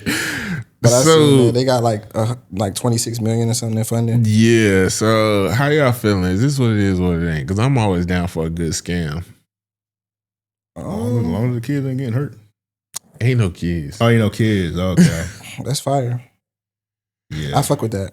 But my thing is, why did these reporters just decide to like you that bored? I think they just trying to. And this was in Minnesota too, right? I think it was in Minnesota. Yeah. You know, the Somali community is big out there or whatever.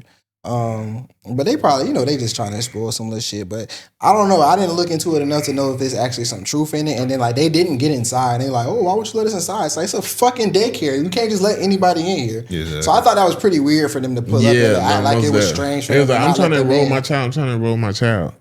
But it was like weird on both sides. It was like y'all clearly don't got no kids. Yeah, it wasn't no noise or nothing. It must be nap time. So one of the owners just came out to talk about the reason there were no kids when they came in the morning is because they don't open it till later in the day. Look at this nigga. Nigga look like agent.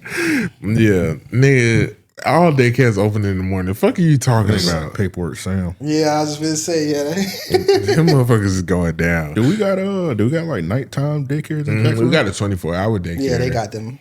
It's one on the north side, yeah. Mm-hmm. You know what daycare used to be like on the north side, and like the building's still there, but I like, is that shit still open? You remember Nanny's North Side? It's on Biscayne. It was like one of the biggest daycare. It's like the building, like I live on Biscayne, I see it every day, but I haven't seen a kid in that in it front of me. Probably got shut down. Yeah. But the building's still there, and like the toy is still there, and it's been like that for like the last 5 years. But I haven't seen a kid in front of there in like forever. And that's weird. It just weird me. It creeps me out. You don't see like you occasionally see a car there, but then it's like, but no kid. They probably still own the building and not doing nothing with that shit. Yeah, just wasting money. I guess. That used to be like one of the biggest daycares on the north side.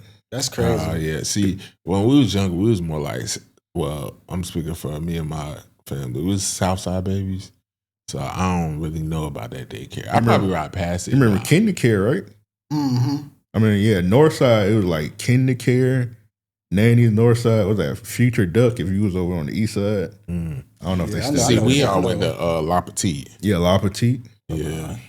So I went to motherfucking. He and that bitch. I was in the house. Yeah, that too. But I went to day. I only went to day. Well, I went to daycare in New York, and then I came down here, and I was only in daycare for like a couple months or whatever. See, my family worked at. My grandma worked at La Petite. My mom worked at La Petite. One of my aunts worked at a lot of my family worked at La Petite off Bay Meadows. Lastly, before I get into shout out Rocker, I just want to say shout out to Anthony Joshua for beating Jake Paul in the damn boxing shit. But unfortunately, we all heard about the car crash and shit. I sent you the video. Yeah, no, that shit was insane. That was fucked up. Yeah, that was. If he wasn't in that back seat, he would have died. Yeah, I want to know what happened. I told you. No, bro. Oh, you said that shit. I knew it. I was like, he not gonna write me back. He talking about it was a sacrifice. It's like, nigga, the best years of his career is behind him. No, I think.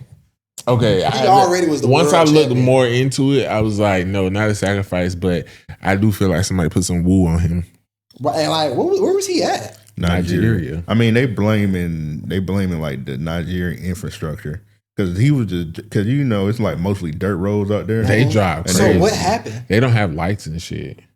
It was a bus that hit one side, right? Yeah, the street was just fucked up. They was driving, chilling in the street. Is Nigeria, nigga. I don't want to shit on Nigeria, but you know it's fucked up out there. Yeah, but like did somebody? Because I seen the car was like fucked up, and it's like, did the car not have doors or something? Like, no, what happened was like they got sideswiped from one side. Okay, but it took off. It's a bus, so it took off like.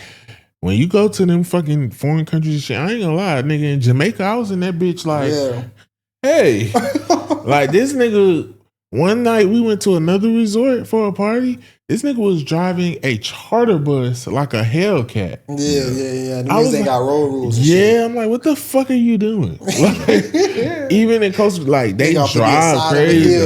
I heard they drive crazy in the Bahamas too. Like, Yeah, they do. And Africa is even worse because they don't have like lights and shit. And one of the things that fucked them over was, nigga, it took them forever to get out there. They said it took almost like 2 hours to get the people out there. Yeah, because I'm like, this nigga just sitting in the car, everybody no hospital, nobody wants to go to the hospital.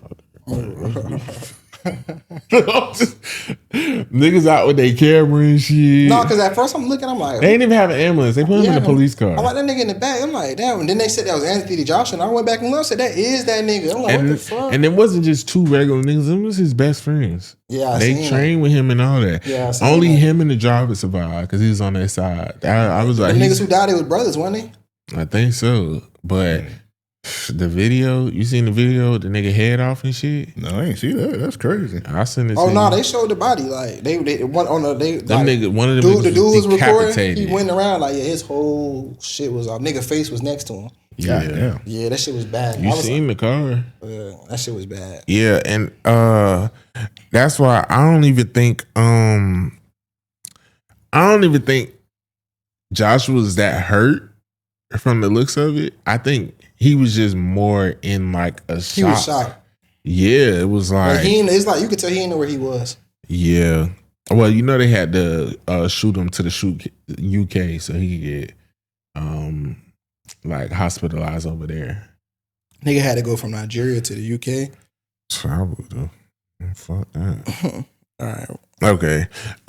But yeah, prayers to him, man. I hope. You know, everything. And shout out to Beyonce. She's officially a billionaire. Hey, bro, don't shout nobody else out. Shout out to Rock, nigga. Hey, man, shout out. Nah, I just think that's cool. I mean, she been a billionaire. What's yours is mine. Her husband a billionaire, but what's better than one billionaire? Two. All right, shout out, rock out. Merry Christmas, PNB. Singing it. I hope y'all's was better than mine. I'm choosing to stay anonymous because I'm from the city. But let me know, am I being shout out? Basically, this is me and my nigga second Christmas together. And y'all, the gifts ain't giving.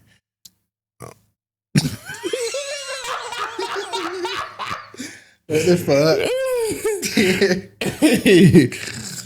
She say, I'm a fashion girly and like I just feel like he be buying me cheap shit. Like last year, it was all Bath and Body Works shit. However, he sees my perfumes are straight designer.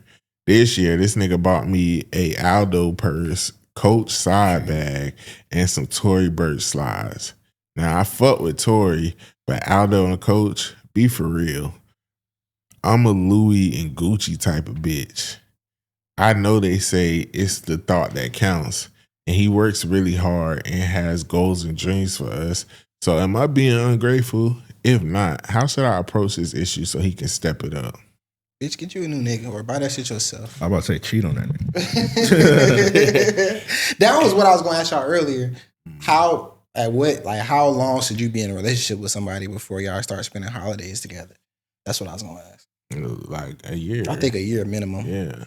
Yeah, I think a nigga, a couple. Let's say I met my girl July. We spending Christmas together. Yeah, that's what I'm saying. It depends on how early in the year too. If I met you like within that year, now if I just met you like in October, November, then it's kind of like questionable. It's too early. Yeah, that's too early. But no. Yeah, but like we done been together for like 6 months. It's like okay, yeah. But I definitely should meet your people before going to like a family, like a holiday event. Sometimes I'd rather just be at the holiday shit. Nah, because then they be now we got people. Now you got me before. Yeah, it got to be before. Because now especially if I'm going to meet your people, because now I got people who don't even be fucking around asking me questions and shit. Like, who the fuck are you? Yeah. But sometimes I like family that. And shit. Yeah, sometimes I like that because there's a lot of people going on, so all that interrogation shit, it can't be. But then it can be like that too. They doing too much, or because there's a lot of people going around, they not doing a lot. I don't know. Yeah, and as a man, I don't want to meet your people. I want to meet your people before I go to an event because we the ones who they gonna be asking all that shit to, or they just gonna be doing. It's gonna be a little weird. I had an awkward situation. It was a chick I was actually married to. I met her mom and dad, of course, before, but I didn't meet her like family until her mom had a retirement ceremony, and her mom, when she did her speech, she shouted me out, and they were, bro, they didn't like that shit, bro. Yeah. I was like, and shout out to my son-in-law. I was like, I didn't tell her to do that shit. Who the fuck is this nigga? Yeah, so the whole this time, bitch ass nigga right here. yeah, so the whole time, who didn't like it? The other family, yeah, the members? cousin, like They felt played. yeah, her brother. So like she didn't mention them. She didn't mention them. She just mentioned me and her daughter. So you get the hit because it's like she got like this nigga. Like he not even blood. Yeah, she didn't mention like none of her family. She just mentioned her husband, her daughter, and me. And I was like, I didn't expect her to mention me. I was like, why the fuck did she mention me? Was y'all close? I mean, we were cool. Like she was nice. Like I liked her. But I didn't think I was worth a mention. I was like, they didn't either. Yeah. She might have did that to be petty. Probably because when she shouted me out, I was looking around, and then they was looking at me. They were like, because they were military people too, so they were taking that shit serious, and I was like, yeah. I was like, she in that bitch. Shout out to M, aka Pookie Wookie. That's an insider, y'all. Pookie Wookie. What did you talking about? I dated a girl, and she had a birthday dinner. And she was having a birthday dinner, and we only been dating for a couple, probably 2 months or something at this point. And she was having a birthday dinner, and her parents was gonna be there. And I told her, I'm like, hey, listen, I don't want the first time I'm meeting your parents to be at a birthday dinner. Like that's gonna be, I feel like that's gonna be awkward for me. You know what I'm saying? I would much rather know them already, have a rapport with them, because I'm meeting some of your friends for the first time too. That's just a lot of that's too awkward for me. I was like, and if you feel like it's too soon for me to be meeting your parents, that's fine. I just won't go to the birthday dinner. We'll do something on our own type shit. But she really wanted me to go. But she was trying to put that shit off or whatever. Like I was like, hey, we getting close to the day. Like I'm not going. Like if unless you. I gotta meet you, and you got dad, you know what I'm saying? It's just mom dukes, and then your people married, they conservative and shit. Like I want to meet them beforehand, and I had to really put that down, and her mom and dad respected that too, though. But it's just bitch, you ain't thinking about this, hoe. But back to you and your small ass problem. He can do better, but it's nigga don't gotta get you no fucking designer. But. And coach is still designing. How do y'all feel about that saying, especially as men? Because I feel like we always take the hit when it's gift giving. Yeah, what the fuck do you give him? And how do y'all feel about the sentiment of it's the thought that counts? I think that matters. If a nigga getting you real thoughtful shit, like to me, Bath and Body Works, if you don't even use Bath and Body Works, that's not really thoughtful. He just getting shit that he think a girl would like. He clearly don't know what to get. But yeah, if it's something thoughtful, something that you gonna use or something that you taught about, I feel like that matters. You just gave me a new perspective on it because I always felt like it's the thought that counts. I always think of it of okay, they thought of you. Yeah, they got you something. No. But by you saying thoughtful, okay, I understand. You can't never go wrong with a thoughtful gift. Nigga, like, you got this. Like, this is a thoughtful gift. It ain't nothing wrong to be like, nigga, you ain't get me no fucking no runners in the furniture. Looking there, like, this is a thoughtful gift. Thank you. You know what I'm saying? Or like the fan. Like, nigga, you always sweating, huh? Yeah, Nigga, you're a portable fan. I be using that That's shit. some thoughtful shit. That's just on the small side. Yeah. But like for your girl, like some shit that she taught, like she might, I want this, that. Some shit that she could put on the ground. But if you get her something that she talked about that she don't even remember mentioning, and that she just know that she wanted that shit before, and like you got that shit and didn't say nothing, I think it'd she be gonna appreciate hard that way more. for niggas like him to get somebody like her thoughtful gift because she sounds materialistic. Yeah. And she got to get her a nigga who materialistic or buy that shit for herself or just tell a nigga what you want. But I do think as long as a nigga trying, because there's a lot of bitches who ain't getting nothing. Shout out to whoever stayed in my neighborhood who got their back window bust out. I think that nigga probably was with the kids and his baby mama too long. Or something happened. 'Cause my girl was like, I'm like, you gotta use context clues. She was like, I think somebody's car got broken into. I'm like, nah. why would they break the back window and not even the whole window? Yeah, I was like, that looked like a brick got thrown through it. I said, niggas, this is when you see crazy shit. Holidays and Valentine's Day. Yeah, break the one window you can't get the insurance on. Yeah. This was on some, oh nigga, you been with them all day? Okay. You fell asleep at your baby mama house? Yeah, the food was good. Yeah, like that was what that was about. But I do also think communication is key. So when I hear these type of problems, I don't fully understand. Like I had seen something else on like social media where this girl was saying like her and her man, they wasn't like they've been having a rough year like everybody financially. But they never discussed whether they was getting gifts or not. They usually do gifts, but whatever.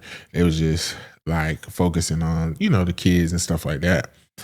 And I guess she still got him a little something. He didn't get her nothing.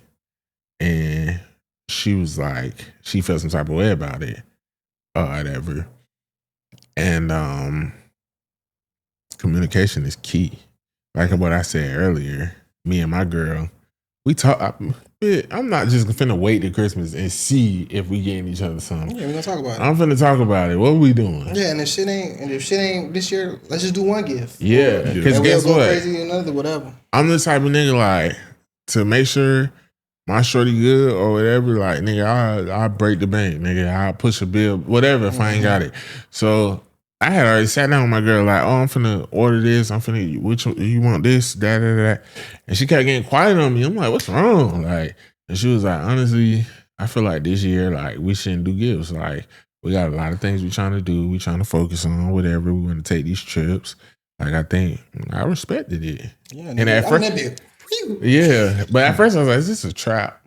Yeah. Because, like, you know, women, and then Christmas, she was like, I still wanted to get you something. Like, oh, yeah. I didn't get you nothing. It's like he go a cat table. I